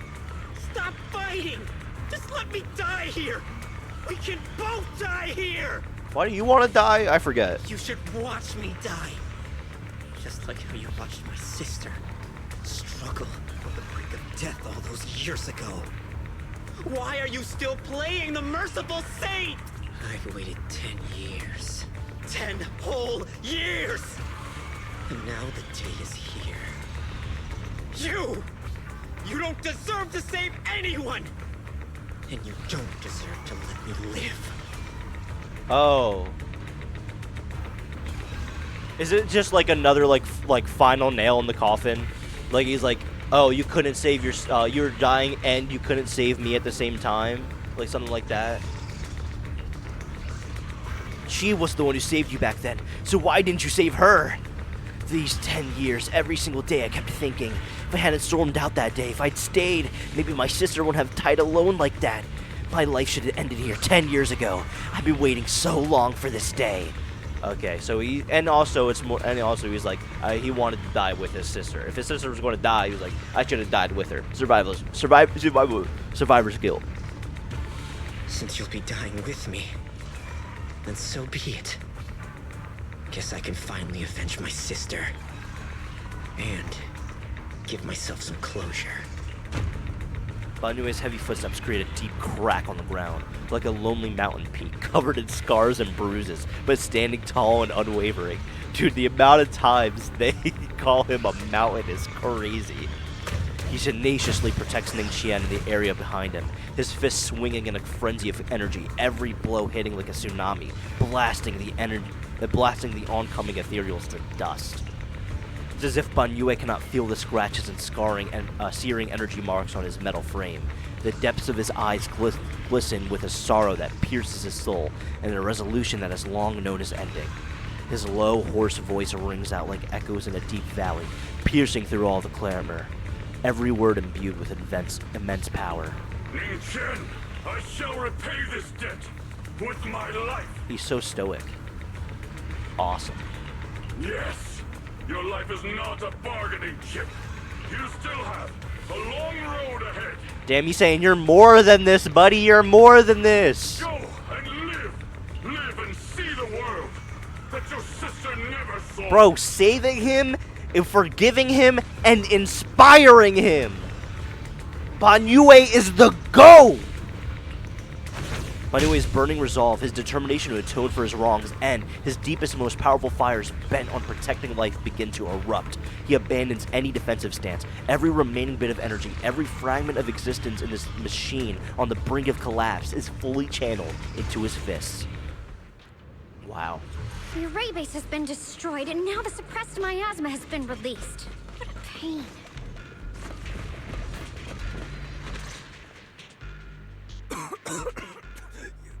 Finally made We know it. that. Shufu has been battling an endless We know stream that. of... I couldn't quite make out what they were saying, but it sounded like We know that. That platform is where Dad used to take me to see the stars. The array has been there all along, so close by. Is there a way to break through or enter the array? The concentration of miasma is too high over there. I can't get any closer. Fairy, get and confirm the range of the entire array. Belle, you can try getting closer, but be careful. Fairy and I will think of a way to break it. Got it. Let's move in that direction. Let's go.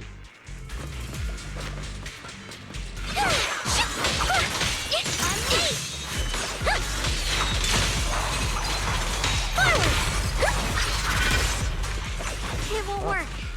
The arrays absorb too much miasma. We can't break through that barrier. Maybe. Nice game. Thanks. No matter how desperately you shout, no response ever comes from within. In the array, Banyue seems to hear familiar voices calling his name. At this point, he's fallen to his limit and cannot respond. The faint voices soon grow denser in the depths of consciousness, concealed by the echoes that sting like a silver needle. Surrender, you clumsy hunk of iron. Why endure this endless pain? He's so awesome. Open your core and embrace this great power. It will grant you rebirth and eternal freedom. Do you hear that? Do you hear the cries of the burden deep within your body? Your bearings are screaming. Your circuits are melting. You have long been covered in cracks on the verge of collapse. Emotion module overload. Forcing deinstallation to clear redundant emotional data. No way. Re-verifying core command. Suppress miasma by any means necessary. Dive in. Sink into eternity. Behold how they long to accept you. Why resist? You are a part of this filth. This shell is broken. My body, like a candle flickering in the wind. Yet even if only a sliver of hope remains, the faintest glimmer of light, this heart must hold it fast and never let it go. So stubborn. Look at these scars.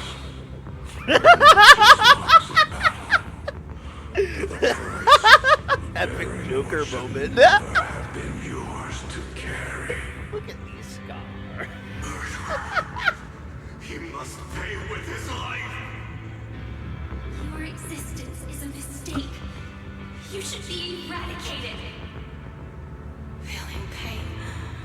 It's nothing compared to the agony we feel. Descend to hell. Fall with us. How long can you hold on? 10 minutes. 1 minute. A second. How much longer is this scene gonna go on for? Is it worth it? For those who hate you, who fear you, for those souls who curse you day and night, for a bunch of rotten worms, a world that only exploits you and fears you, suffering, exhausted. Then why trudge in vain through this hopeless mire? Give up. Give up your meaningless pain. Your very existence is a mistake. And your struggle, an even greater one. Even if I fall here, this is the path I have chosen. This is the price I have to pay. This will is like a stone. Immovable, unyielding. Even if my body shatters and I perish here, I shall not falter.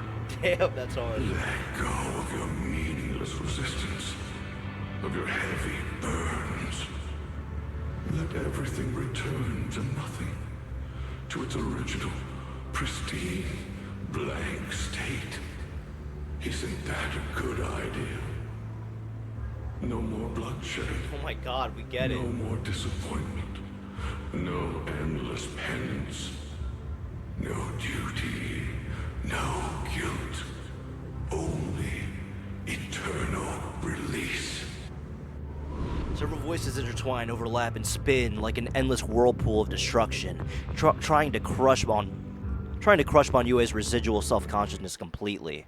Belle, Fairy and I have found something. Master, an abnormally large convergence of miasma has been detected. Warning. Vital signs of the survivors in the platform area are extremely weak. Anomaly detected. Multiple energy flow nodes detected. I've marked the coordinates. The ether flow corresponds with the signature of the array base. Destruction of these nodes would disrupt the formation, destabilizing its structural integrity and potentially disabling the array core. Array base and array core. Looks like I'll just have to give it a shot. Great. Destroying the array base might not only break the barrier and save people, it might even delay or even stop the miasma that the Matrix sends to the Creator. It's a race against time. Then 10 We have race to against hurry. time. The nodes are scattered all over. Let's split up. Okay, leave this area to me. Proxy, you cover Xiaoguang. The noise in the array core is getting weaker. Let's go!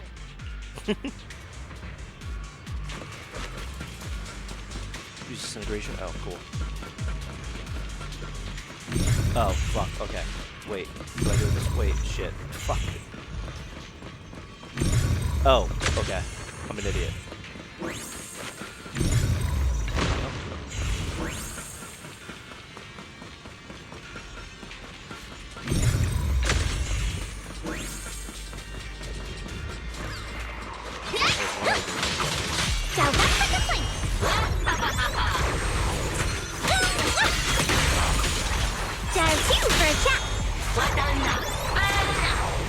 Hey! If you spot an ethereal, shout for help!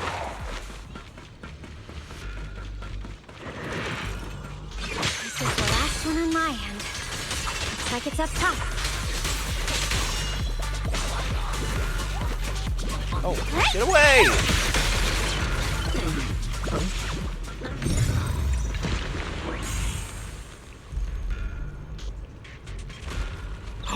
Birdie! It's one of Ishuan's birds. Is that Ishuan Shifu's Qingming bird? Could it have been trying to send a message? Turn around! Hey! That wasn't voice acted? Seriously? All three down. It's all up to Xiaoguang and the others. I missed! Better hurry back to the array core and wait there. Hate these ones. Dial 2 for a chat.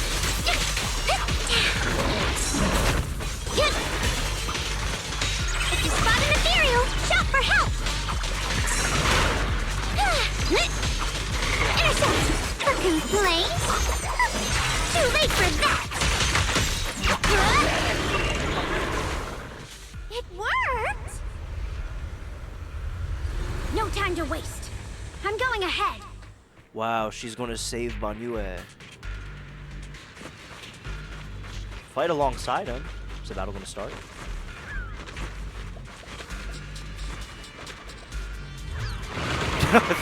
Thank you. Where's he at? Oh, there! Oh, hey! Banyue! Hey. What the fuck? He's Sacrificing sick. yourself for justice, a life for a life. And you, charging into die over such a lousy trick. This is that brilliant self-serving logic of yours.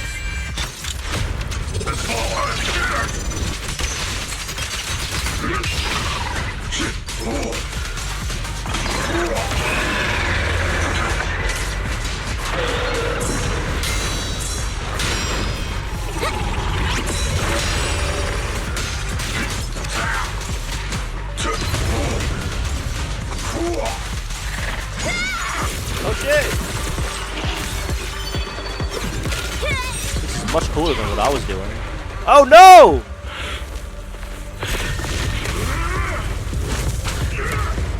Oh fuck. Yo, that's awesome. Oh my god!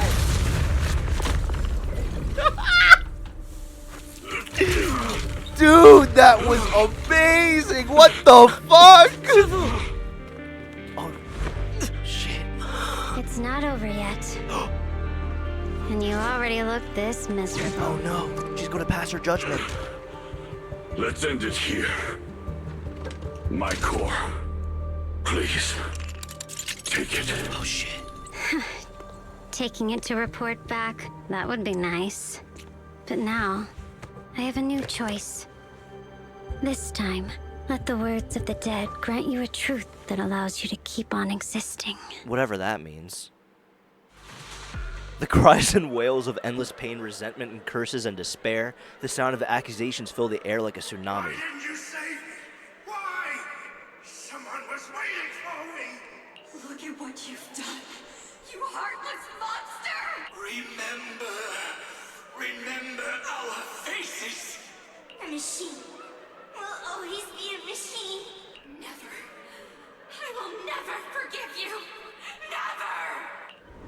Just as these waves of despair were about to devour everything, Xiaoguang and the others return and step onto the platform. The voices suddenly become clear and gentle. Like a beam of light piercing through the dark clouds, it brings relief and warmth, cleansing all the ruckus.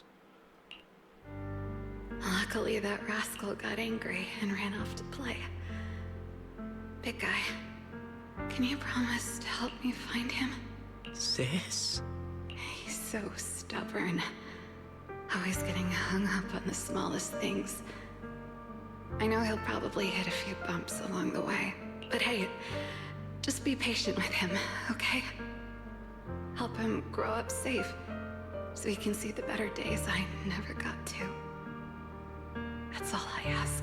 The peace we found here made me complacent. I couldn't bring myself to open that thing. Maybe this is the price I pay. What's this?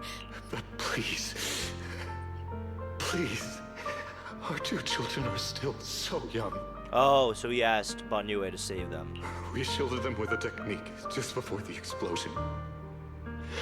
The two of them still have a chance to live. Don't let them watch us leave. Don't let them suffer the despair of seeing their loved ones die. Don't let them grow up alone. God damn, bro. Ning Chen is still there. His sister is dead. He grew up alone. He had to watch her die. What the fuck? That's crazy. Look at my girlfriend in the background. She's so beautiful. I'm leaving them to you, Banyue. Get them out of here. Run straight ahead and leave this place. Just to make sure Ayuan and Xiaoguang survive. Ayuan and Xiaoguang? Oh, that's the names that they... I don't understand that. Why do they have two separate names? Please. I'm begging you. Thanks, big guy. Really. Thank you. Thank you. Thank you. Now, we can go without regrets. One day, when they return to their former home, remember to tell them we left with smiles on our faces. Is that true? The words of the deceased fade away and their final words come to a peanut.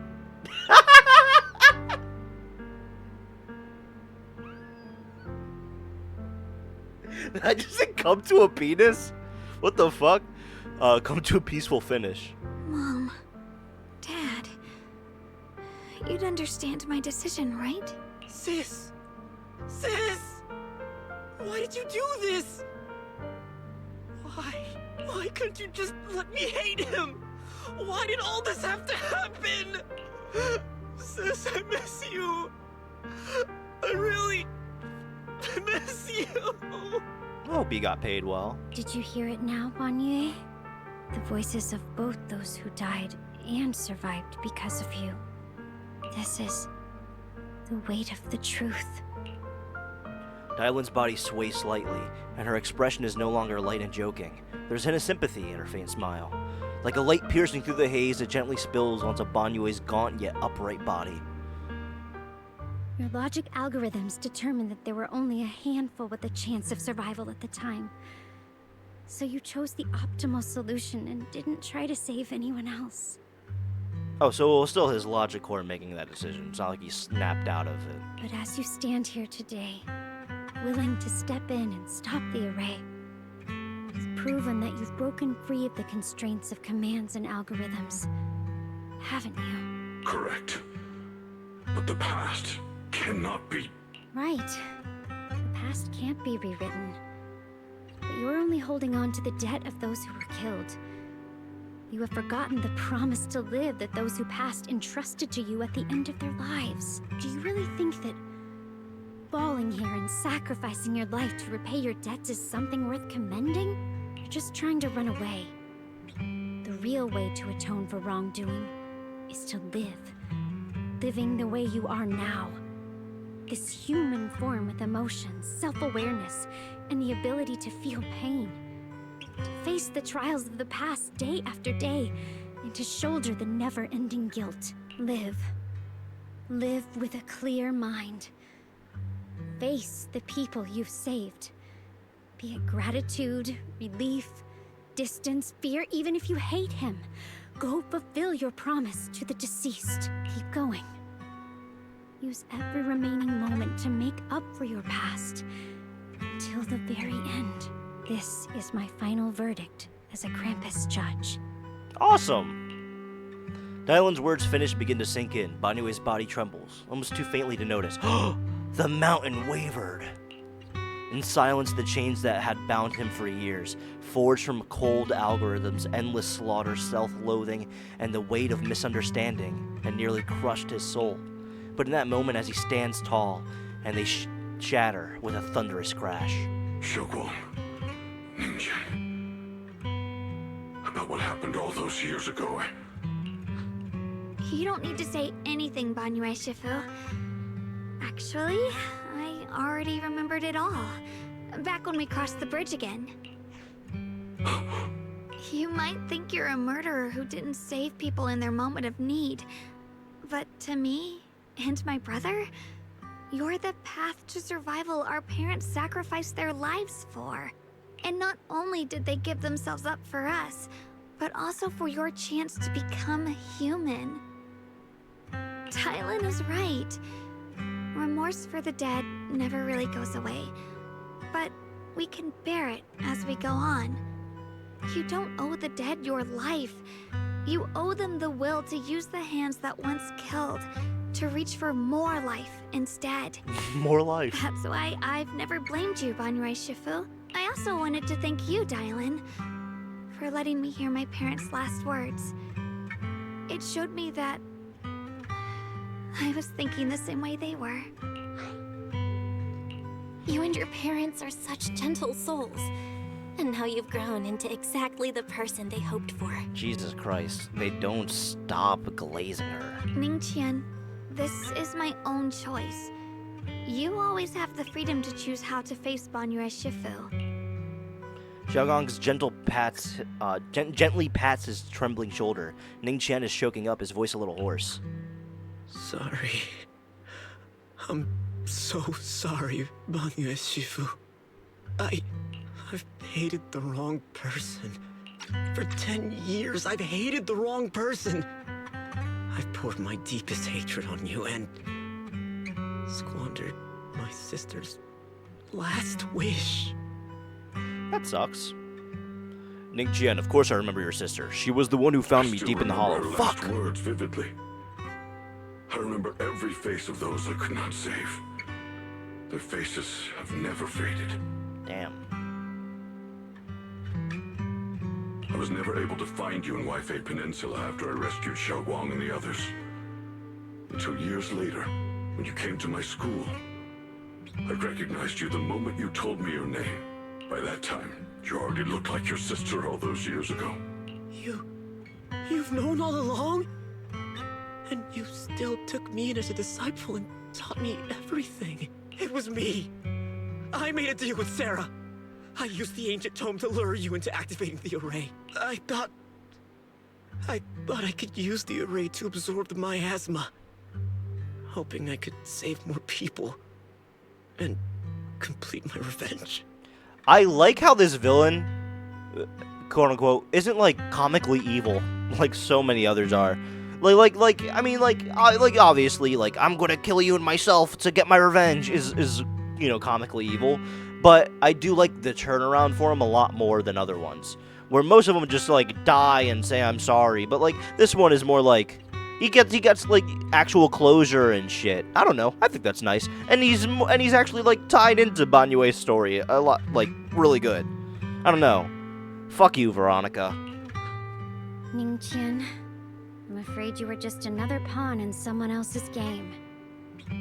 It is still unknown whether the endless miasma was purified or just transferred to something else in the hollow. The flowers! It's far more complicated than you think. We've all been pulled into a deeper scheme without even realizing it. Everyone, it may be too late to say this now, and I'm too ashamed to look at Xiaogong Shifu in the eye. But there's something I must tell you. Actually, Yeshira and Shifu left me with a message. Senior Yek contacted you? That's what I just said. What did he say? He probably didn't know about my connection with Sarah, which is why he entrusted me by mistake. He recognized me as a disciple for Banyue Shifu's martial arts school, and asked me to pass on a message, to have him look for a black bird inside a hollow. We saw it. The Qingming bird? Could it have been that Shifu left it behind to keep in touch with my brother? Speaking of that, I haven't had the chance to tell you. While I was searching for the array base earlier, I happened to rescue a black bird trapped in the miasma. Pretty sure it was the Qingming bird. Once it was freed, it immediately flew off, like it knew exactly where it was going. Judging by Ning Tian's account, Yeshiren must have sent some kind of message through it. But since no response came, he must have started to worry that something went wrong in transmission. So when he ran to a disciple from Banyue's martial arts school, he decided to entrust the message that way instead. The only one capable of trapping the Qingming bird would be the creator. My brother must be all alone out there right now. Ningqian, Xiaowang, this place is dangerous, and you're still unstable. You should leave immediately, return with the others, and wait for Ishwan Shifu's support. I will only become a burden if I stay. Banyue Shifu, everyone, please be careful. I'll deliver the news, and if Ishwan Shifu arrives in time, I'll inform her immediately. The Qingming sword is reacting strangely in this area. There must be something I'm destined to face ahead. Banyue Shifu, I gave my word to Belle before we came. This time, I will not stay behind. I will not watch those dear to me face danger alone again. Banyue Shifu, Xiaogong has made up her mind. Let's trust in her decision. Yeah, we're also running out of time. Her own brother might be in grave danger and you won't let her go with you? How does that make sense? Be nice. You only have two options. Knock Xiaogong out and send her back, or grant her wish. I love how blunt Dial-In is. I do like Dial-In a lot. Come on. Is the wielder of the Qingming sword supposed to be weak or something? Look at yourself. You look like a mess. Give it a minute and we'll all be counting on Xiaogong to save us. Fine, but we proceed with caution and must not act rashly. Banyue gives in and Ningqian says goodbye to everyone before returning the way he came in. I liked Ningqian. That was a fun little NPC. All right. Now that we've set him on the right path again, it's time for us to go to that lousy creator's lair and turn the place upside down. Fuck yeah. Sarah!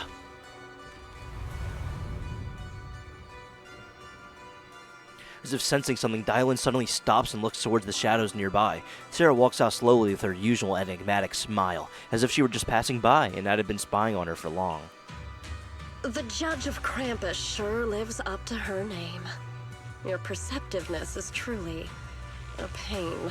Are you done watching, Sarah Florin? It's been so long as no match found. In the database, you picked up the habit of sneaking and hiding like a rat. Yo, get her ass, Dylan! Yo, Florin! Oh, dude, Dylan's voice actress is amazing, man. She's so good. You were investigating me. But now that the dust has settled, what happened in the past doesn't matter anymore. Krampus, Faithin, yayy shunguang. I was hoping to lend you a hand and dedicate the power of this stone lion to the Creator as a gift. An offering of thanks for the power the Creator lost when they cleansed the miasma. Pity, all these changing plans. But no matter. That'll be enough. Almost everything's been purified in this place. Where is my brother? They tried their best to make her look scary. Look at you. You're just like you were in his nightmare. Pure, naive, and ignorant. Beautiful. Naturally, your brother is... Oh, well, look who it is. Yo! It's about me. That was great delivery, Sarah. Damn. A familiar, strange figure appears nearby. It turns up to be Yeshiren, but different. His face is full of shock when he sees Xiaoguang. Xiaoguang, what are you doing here? Weren't you training in seclusion? Who sent you here? Brother, judging from your looks, are you also? Go back. You shouldn't have come here. Senior Ye. Senior Ye, we're all worried about you. Are you in? You didn't write that letter, did you? About how to break my connection with the Qingming sword. What note? What did you do, Sarah? Why is my sister here? No need to be so anxious. You helped me find the creator in order to save her, didn't you? So what's wrong with organizing this moving reunion beforehand? Is there any point in pursuing such trivial details at this stage? So there's something about Sarah's voice that I find really funny. Like the way she talks is just so distinct. It's like I don't know. Don't forget, I'm the one chosen by the creator. Only I can open the door for the creator's arrival into this world. Your obsession, the answer to fulfilling your tragic wish, is just ahead. The time is nearly upon us. Since you're willing to give everything to save your one and only sister, you'll definitely come, won't you? Otherwise, all our hard work will be in vain. So this is just extra insurance for Sarah, to keep Shiren under her beck and call. Pained, Yeshiren glances at Shunguang, who has her hands anxiously extended towards him, and suddenly closes his eyes. As he opens them again, you see a look of determination. Xiaoguang, listen to me. Go back with the others. Trust me. And don't follow me anymore. Junior Bell, everyone. I'm sorry, but I have to go. I've already come this far. I have no other choice. I'm asking you one thing. No matter what, do not let Xiaoguang follow me. I'm counting on you. Yeshiren turns around without looking at Xiaoguang again and disappears to the ominous darkness with Sarah. How could I possibly just stand by and do nothing at a time like this? Using someone's loved ones as leverage? Despicable, yet effective. Stop spacing out. Let's go after them. Wise, do you know where they went? Can you track them down? Tracking route confirmed. Path recalibration complete. It doesn't look like they've gone far, but the miasma concentration in that direction is higher than anywhere we've been before. We have to be careful. Okay. All right. Xiaoguang, can you keep going? Yeah, let's go. We're bringing my brother back. Hell yeah. What's up, Bo Lion? Shit. Dangerous place. Be prepared. Ooh. I can bring somebody else in. No, it's alright. I don't care.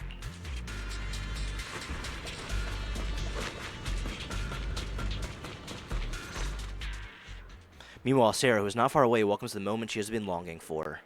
Answer me. What's going on? What did you do to Xiaoguang behind my back? Why did you lead her here? We agreed she stays out of this until the creator descends. You broke your promise! Promise? Faced with the divine edict of the creator, the promises of mortals are as light as a goose feather. Goose feather? There's no What is need she to get saying? so worked up. Your sister's presence is just a necessary component in the process. You see, you, your sister, and I are all keys that have been gathered here. The grand descent is about to begin. Releasing your sister's shackles and fulfilling your deepest wishes. Those are the only reasons you were willing to abandon your companions and walk with me, right? Sarah, what exactly are you trying to do? What am I trying to do? My plans have never wavered since the very beginning. The time has come. All things shall return to their source. Come, all you lost children who seek answers and redemption. Embrace your fate. Sarah doesn't look at him anymore. She raises her hands high in one direction, and her voice suddenly rises, chanting in a cryptic rhythm that nearly pierces the soul. O supreme and sacred creator, by thy blessing and thy call, I lay forth this offering. Obliterate the vows of traitors, the avengers' cries, the defiler's lament, and the mourning of the dead. Almighty creator, hear my plea. I beseech thee to manifest thy truth in the chaos of this world. I beseech thee to wield thine eternal dominion and reshape the order of the universe. Sarah, my most faithful servant, thou hast come to the very brink of my advent. Isn't that just her? Wait. What the fuck? Of the mortal world, traverse life and death, brilliance and decay, bliss and suffering. All shall return to me. So this is the Exaltus creator. They may look radiant, but it all sends a shiver down my spine. Whether or not this evil being can be destroyed depends on this strike.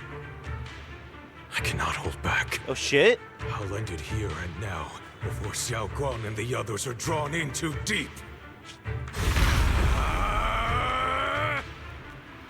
Wait. Who voice acts him? Huh. So after lying in wait all this time, you're finally showing your fangs. Move! Val Miasma, be gone! Look at Sarah. Finally. Abomination! This is the end for you! Everything's under your gaze.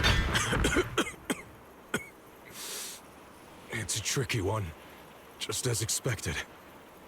It even tried to reflect my attack. Good thing it's been blasted into ether particles now. That should be the end of it. Abandon the mortal world. Oh shit. Traverse life and death. Shall return. Hello, Sarah. This is Sarah. This is Special Investigation Squad from HSO of Hand. 14 was caught in operation against a notorious ethereal. I've lost contact with everyone. Oh, I guess she actually was an agent and was stranded in the hollow. Wait, don't leave. Please save me. I don't want to die. Help me. Don't leave me behind. Please, save me. Anyone. Oh, who was that shadow? Can no one hear me? Oh, if gods truly exist in this world, please hear my plea. Where am I? Am I saved? Oh shit. Is that Mevarok? Like, is that Isolde, or is that like a different overseer from before? Lucky child. Yeah, different overseer. Chosen by the will of the Creator, you are restored to the living before you turned into an ethereal.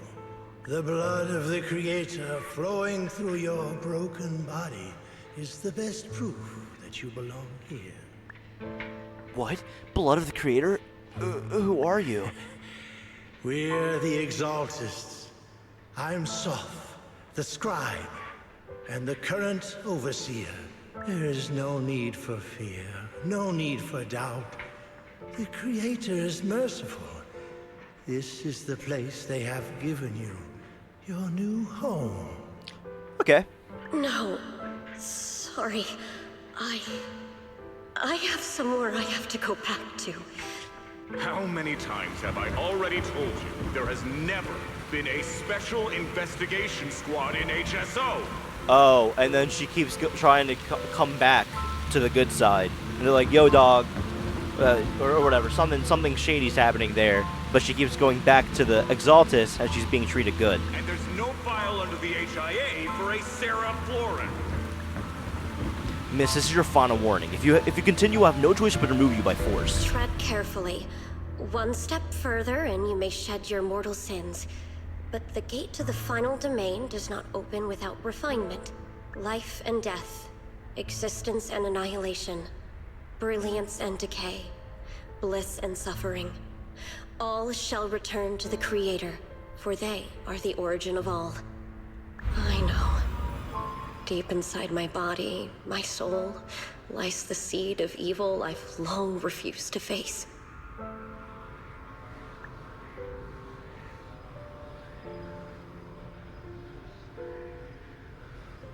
The cycle of cause and effect you have lain is clear. It lies within the call of salvation you have let me hear. Abandon the remnants of the mortal world. Traverse life and death. I set my hand upon my spine, and my palm against the mortal heart. Guided by nameless markings, I shall walk the path, in search of the Creator. She looks so fine, sorry. Creator, who has shown me the conclusion, I have fulfilled your promise. Please accept me. Not good! Oh, Creator, is this your permission for me to merge? What? Sarah and the thing. Their presence has vanished. Whoa. Wait. Huh. I wonder what's gonna come from that. I really hope we're not seeing the end of Sarah so soon. That would suck. I feel like she's like just now becoming interesting. This presence, it's grown even stronger. That Creator has returned. Oh no! Yo, he's so sick!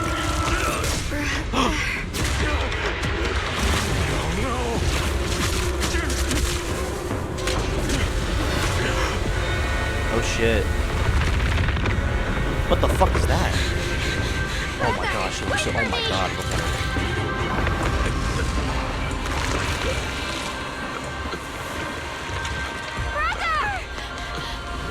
Oh shit. Ew!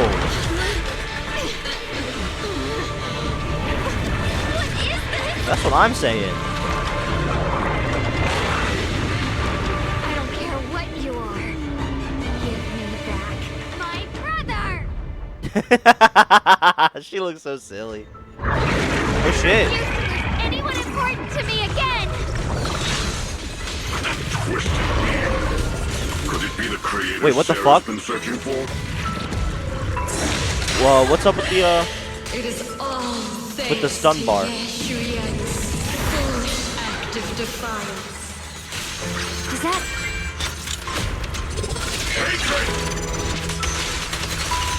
Oh, I wish I didn't interrupt his voice line. Ooh, the music!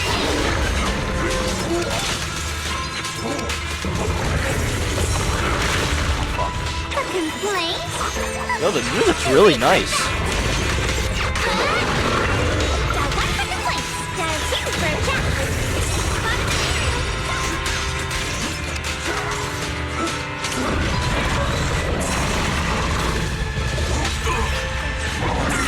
Ow, ow, stop hurting me. Ow, stop hurting me.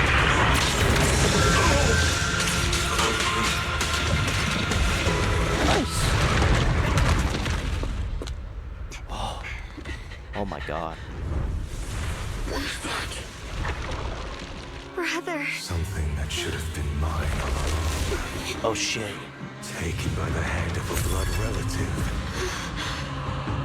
Huh? What could be better? Oh shit, what the hell? What the fuck? Yo! Oh, what the hell? When a fusion attack is parried by an agent, it will put the enemy special weakened state. Okay. Kind of parry. Alright, nice. Alright, at least you can stun this one.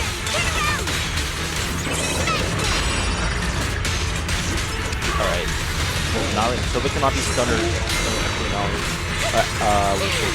Alright, so you gotta keep parrying no matter what anyway.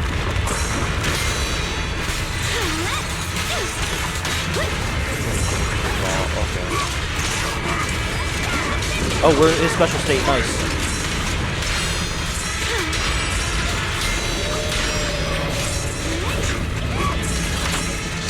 The verdict is unforgivable! Oh shit, no.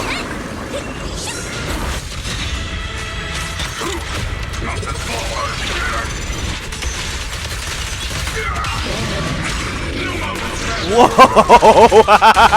He's so sick! Did you see that? Was so awesome!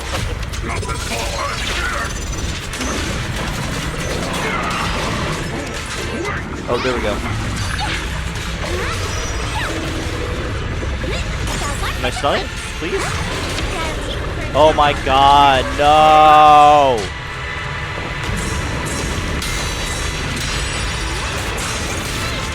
Ow. The music is wild!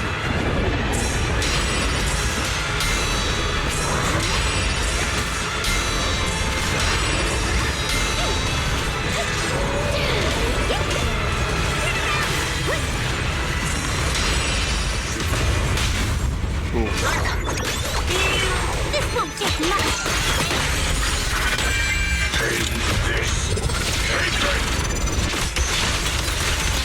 Get his ass! Gotta win!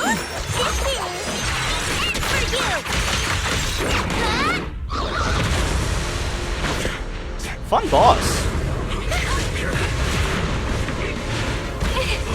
No! Oh shit. Still afraid to draw the sword. If you keep running, your loved ones. He would never say that to you. He would never say that to you. Don't draw it. No. Some choices are burdens, and we must bear them. Do what must be done. Oh no. Is she going to draw it? You trust me. Oh my god, she's going to draw it? Finally. If I were the one being controlled instead, the vote of my brother would make the same choice. Holy shit. Whoa. You trust me, just as I Oh my trust god, you. she's so cool. Somehow, I'm not afraid anymore. Whoa. Broken. Great.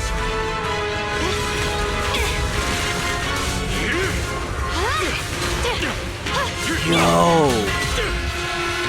Dude, she's like fucking Noctis. Dude, this is literally like Noctis. Oh, Shiro Emi. Like, holy fuck. Oh my god. Brother. Dude, she looks so cool. Such a splendid power. I'll happily accept it. Yo. Whoa, what the fuck? Oh my god. What? Oh. Dude, my jaw is like. Oh.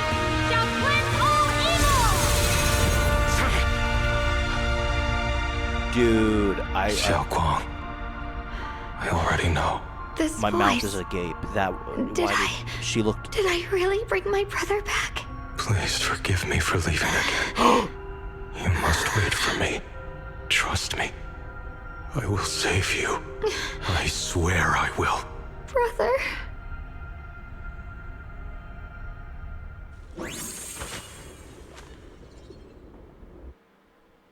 Whoa, dude. Yo. She looked amazing.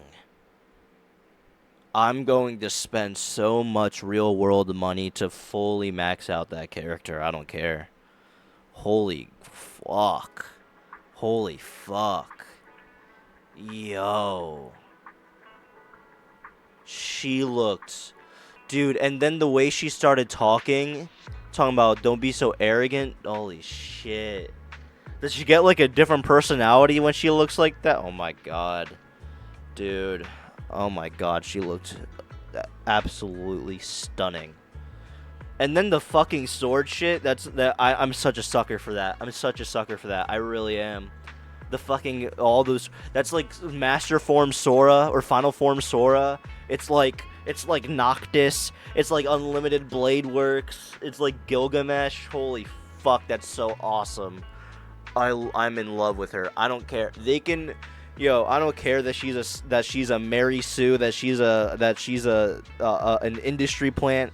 I don't care that she's a character that can do no wrong and make no wrong and is always right and is perfect in everything that she does, but can be a little bit clumsy and it's very cute. Like I don't care how much of that stupid bullshit they do.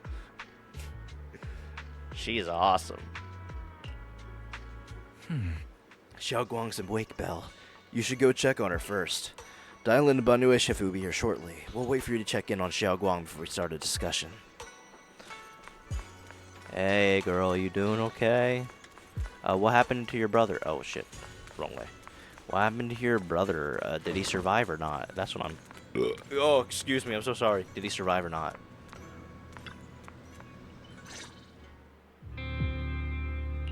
Xiaoguang, how are you feeling? Do you still hurt anywhere? It feels like I had a really, really long dream. Right. Where's my brother? What happened to him? Where is he? Did I bring him back? Oh, wait. I see that it says don't worry. Don't worry. Let me tell you everything that's happened. He survived? After you defeated that thing, the creator, or at least its embryonic form, Embryonic, he passed out from exhaustion. The power wrapped in that black mist dissipated, and Senior Ye, he seemed to come back to his senses. He caught you as you fainted and whispered something I couldn't make out. It was clear he didn't want to leave, but in the end, he walked away alone. He didn't explain anything. All he said was, take care of Xiaoguang. Banue Shifu and Dylan were both injured and couldn't stop him. But at that moment, from Senior Ye's expression, it was like he suddenly realized something that he had to confirm right away. Maybe they're tucking him away for later. That might be what's going on. I don't know if he'll be a bad guy in the future, but they might be tucking him away for later. They might have something cooking for him in the background. He left alone? No. We must find him as soon as possible. If he still has any remnant influence of the creator in his body, if that takes hold again. And what about Shifu? Did she make it in time? This entire story has just been Shifu's away. Shifu's on her way back. Did she make it in time? Holy shit. Yixuan Shifu hasn't returned to Swabian Temple yet. She's probably dealing with Senior Ye's situation. I heard that Yunquei Summit will be sending people over soon to investigate the creator incident. I think that, you know what, yeah, this update has a Yixuan problem. She's haunting the fuck out of this narrative. Because it's literally like Gojo, right? It's like having Gojo around, Gojo can solve every single fucking problem, so they needed a way to not have him around. So, and this is the same thing's happening to Yixuan. It's but not done as well. Yunquei Summit. Xiaoguang, considering our past experiences and what Sarah said, do you think the creator's target has always been you and the Qingming sword? Yeah. It's been trying to lure me into using the power of the Qingming sword to make me break the seal myself. You know what I would really like? Never mind. I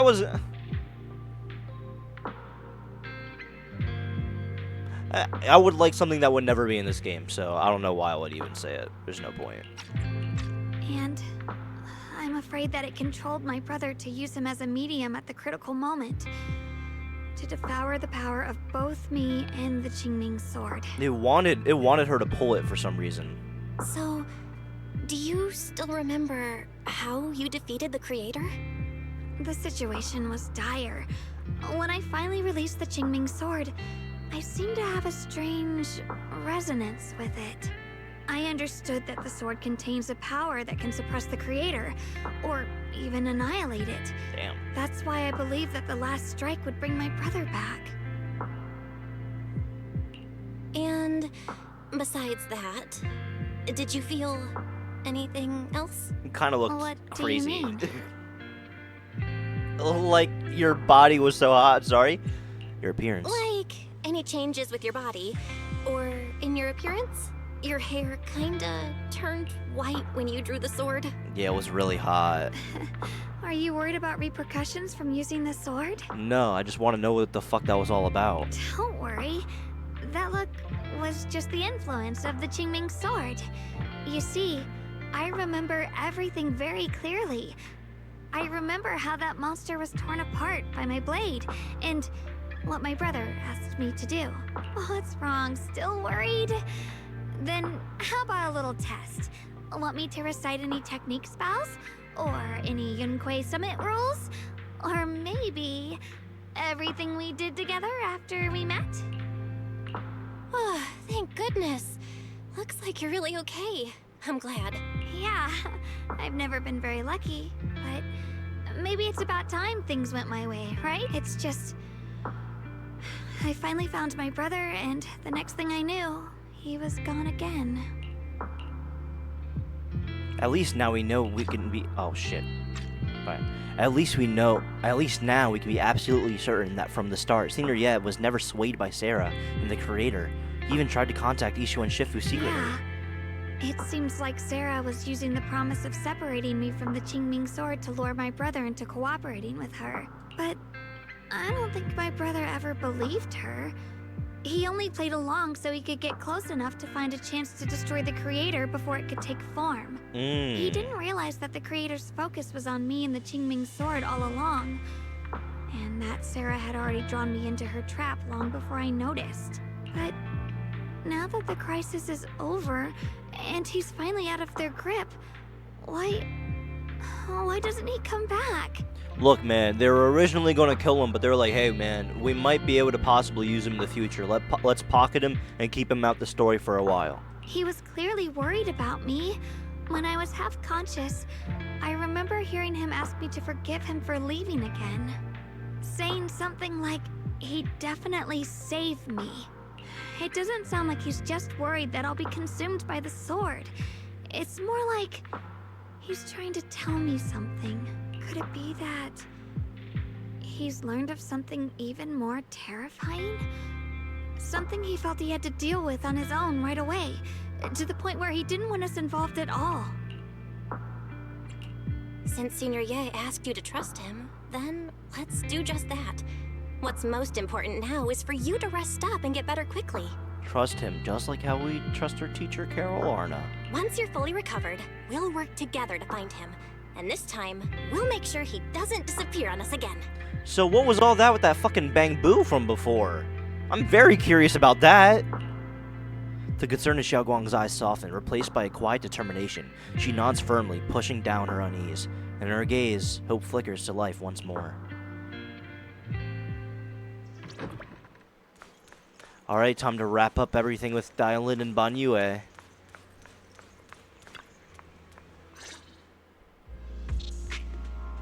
How's Xiaoguang doing? She just woke up, so instead of bugging her with questions, we figured we'd give her some peace.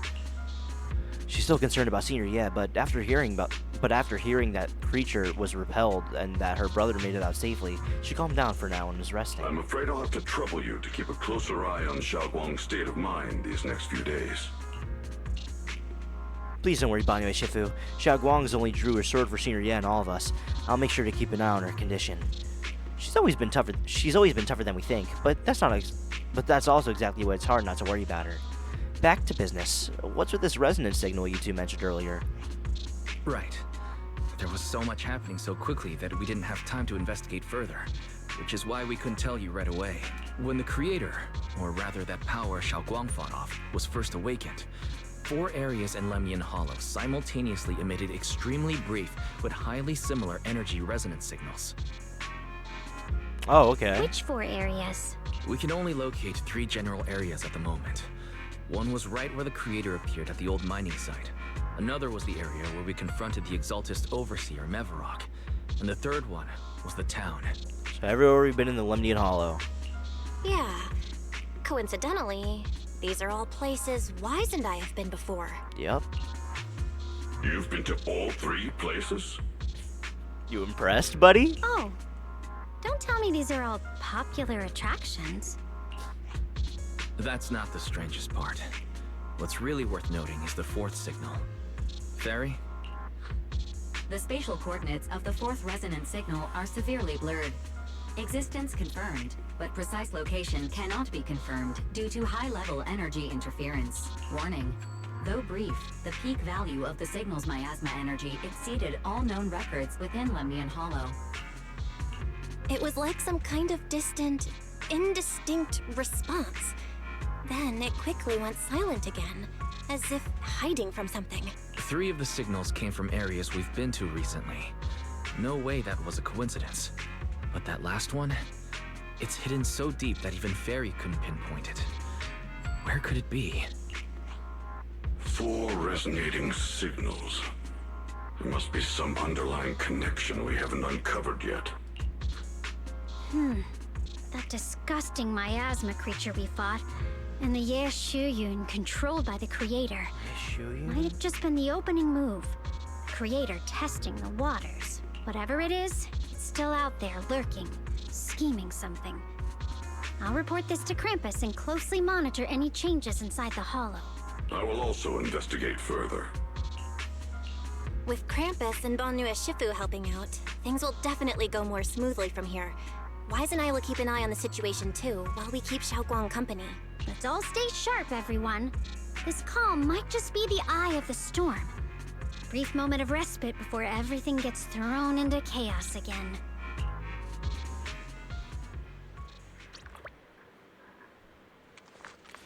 Guess let's wrap things up with Wise. Well, that wraps things up for now.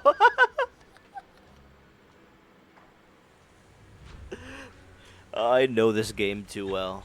Though I have a feeling there's so much more trouble ahead.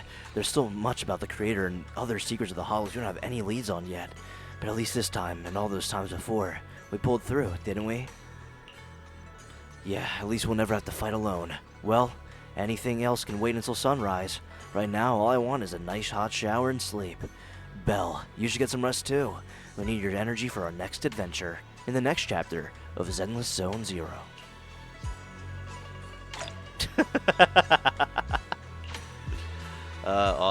Awesome. This update was alright. I think it was pretty good. Had a few little rough moments here and there, and then the lack of voice acting really brought it down a bit. But otherwise, it's fun. I liked what they did with the Yayy siblings.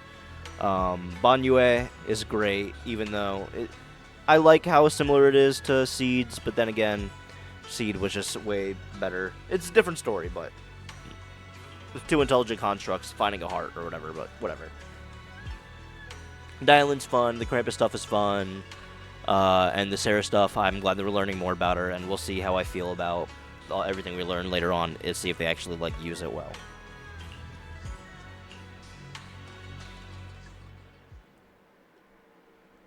Dylan is greeted by a familiar guest. Oh, are you here to criticize me, Senior Joe? I thought they'd send the cold, heartless executioner. You know, never been able to get along with her. The cold, heartless executioner? Who's that? The boss hasn't issued any new orders yet. Naturally, she won't do anything. Their boss? Besides, it's too late for you to feel guilty now. I'm just here on my own behalf to ask you for an explanation. After all, we've provided you with important intel, but the result of the mission was a little underwhelming. The orders from the higher-ups are to retrieve Banyue's core data and erase this unstable factor. But as the judge is Krampus, she has confirmed and passed judgment that it's not necessary. He has changed and will never let people die again. But as for you, not only did you not get the core, but you also seem to have made him more complete and dangerous? Is this negligence of duty or self-inflicted downfall? Huh? Who said I didn't finish the mission? I have exercised the ultimate authority granted to me by Krampus as the judge. The verdict is as follows. Banyue's core consciousness has tentatively proven that it is controllable and of great value. Hence, I deemed there is no need to erase it. Hell yeah, Dial In. Yo, you're so nice. I really like how they wrote Dial In. She's really good. She is a good person. Belle was right. Belle was right. As for retrieving said core, don't worry. I will introduce Banyue to Krampus. Wouldn't you call that a different kind of recovery? In a sense? She wants Banyue to join Krampus? Huh? You want to let him join Krampus? Dude, hell yeah. Yeah, wouldn't that be more interesting?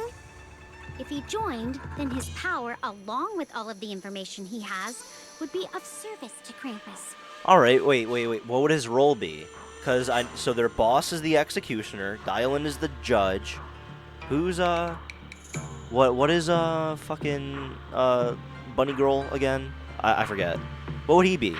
What would Banyue be? That's way more valuable than a one-time core data extraction, don't you think? Aside from the old folks from TOPS, the reason the boss is so interested in Banyue's core is because a certain big shot was the one who made modifications, which gradually transformed him from a killing machine into a human.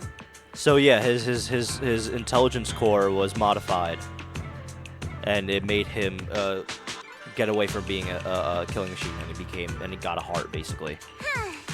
You sure know how to wiggle out of a tough situation. However, your proposal does actually have some merit. I hereby approve your verdict. As for how to write the report without any leaks to get those old fossils to not in prison, that will be up to you to deal with. But I believe that when the boss finds out we're about to have a new member who is so controllable and so useful, with all the potential value he brings, I'm sure she will be happy. After all, this is much more worthwhile than recycling a pile of scrap metal, right? Jesus. All right. I'll leave the rest of the procedures to you. I look forward to hearing good news about our new member. I'll still be relying on you to help me persuade the others. The conversation comes to an end with a sweet but cold farewells. Dylan remains where she's standing and exhales softly. Finally, your path to redemption begins with Krampus. And it will be a long road. Don't let me down. Aw, she cares about him. The skies over Waifei Peninsula remain heavy and gray, but for Banyue, the path towards a new life now lies open, and one less shadow stands in his way. That was nice. I loved that. The night deepens, is all silent as Seiyu and Temple shrouded in hazy moonlight. A single room is lit with a dim yellow light, like a stubborn little firefly in the darkness. On the day I secretly snuck into Sweebian Temple, I saved a chubby cat. Next time I came to the temple, I tried to pass myself off as the acting temple master, only to get caught red-handed by Junior Belt. What's happening? The day we went to Yumcha Sin, I was wearing that casual... I can see it coming from a mile away. I'm going to guess it right now. I can see it coming from a mile away. I'm going to guess it now. She uses the sword, and then her memories fade. I saw the diary before. She's writing things down so she can remember, and then she reads it so she can continue to remember. I'm calling it right now. The storyteller at Yumcha Sin told fascinating tales. We ate osmanthus cakes made with fresh petals preserved in honey, sticky rice powder, and kumquat peel. Okay, and now I see why the date is necessary, because it is something that she wants to remember, that she doesn't want to forget. That's why the date's necessary. Dude, I shouldn't have... Why was I so mean earlier? Holy fuck. I look like an idiot. Banyue Shifu doesn't like greasy or spicy things. When handing him hot tea, the cup handle should be to the right. Dylan really likes honey. She always doubles the amount. Senior Inhu's secret marinade. Grind the dried tangerine peel into fine powder. Use just a pinch when seasoning the meat. When we gathered around the fire that night, we looked at the stars together and exchanged embarrassing stories. I talked about... Yep. Why? Why can't I remember? I knew it just a second ago. I wrote it all down right here. Damn. The words on the page are blurry, twisted, and morphed, as if they are about to break free from the shackles of the page and disappear completely. A tear follows her eyes, hitting the diary with a sharp pat.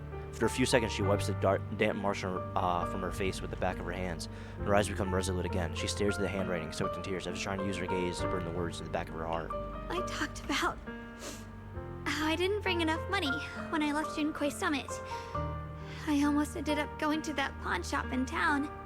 I remembered thinking to myself, besides the Qingming sword, I have nothing of value that's worth holding on to. I must never forget these memories. Never. Shifu, my brother, Belle, Wise, and everyone else. I must remember all the beautiful moments we shared together. I have to remember. You've had no memories with Wise, by the way. Just letting you know. Just remember that. Just remember that. No memories with Wise whatsoever. He doesn't know you like I do, princess. Ew. Ew. Ew. Ew. Why did I say that? In the light, her lips move persistently, yet in vain, over and over again, repeating the fragments of fleeting memories that she's desperate to hold on to. Her fingers begin to turn white and tremble slightly as she grips the diary tightly, as if she's engaging in a desperate struggle against an invisible foe known as the Forgotten. Only the still damn tear stains on the paper silently tells the story of a young girl who in the darkest of nights used all her strength to pretend the world is still always as it was. Oh, fuck. To pretend she's still the same shunguang, yet to pretend she's still the same YSG, whole, unscarred, unaffected by the Qingming sword. Damn! I wonder what they're gonna do with that. Oh shit, that was so good.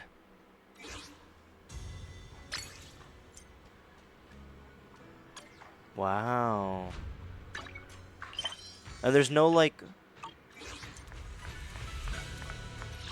Oh, there's no little after-story thing? Oh, yeah, I guess because we spent so much time with her, it's like... Yeah, we've already spent so much time with YSG, so it's not like they're going to do more for her. And she's probably going to be the focus of the next update. Wow, that was good. I liked it. That little end part, her suffering in silence by herself. That's, I really like that. I really like that. That makes her character a lot more interesting. Definitely, that makes her character a lot more interesting.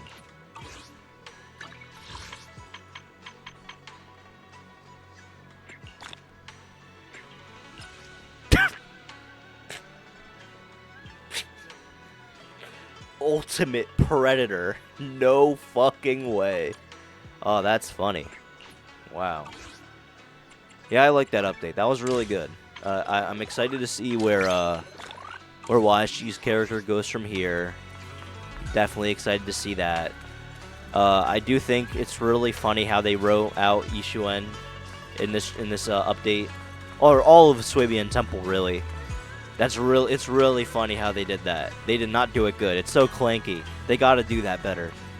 I just wish, like, I do wish multiple things could go on at once, but you know, the way they structure this story, it's not possible. They could never do that. Just with the way the game is structured and shit. But if two things are happening at once, like two big events, and one half the cast was prioritizing one, and the other was, I don't know how they can make it work, but just to give these characters something to fucking do. So it's not like everybody's sitting on their asses and waiting for shit to happen until they're involved in the update out of nowhere. You know? I don't know. There's so many characters in this game, but then like Swabian Temple just has like this problem because there's so many members that they want to give individual like focus to and individual stories. But because we're in Wi-Fi and Swabian Temple is right here, and we're like the fucking heroes that do everything here. It's like, I don't know. We're the mystical cops, so we got to deal with everything. Anyway, I don't know. Well, but I really want to see how YSG, what happens with her.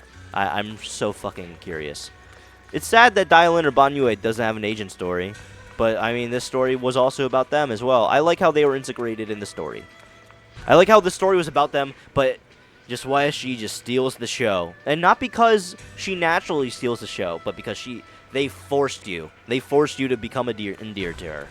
And it worked on me because I fuck with her design. If that stuff doesn't work on you, I feel like you will like you will hate her. I feel like if you are not like, yeah, I feel like if you aren't entranced by her design like I am, her character will annoy the fuck out of you. I 100% feel that. But anyway, thanks for being here, guys. I really appreciate it. That's the end of Zenless Zone Zero for now until the next update in like a month or so, or maybe by no, because I don't know. We'll see. Anyway, thanks for being here, guys. Bye.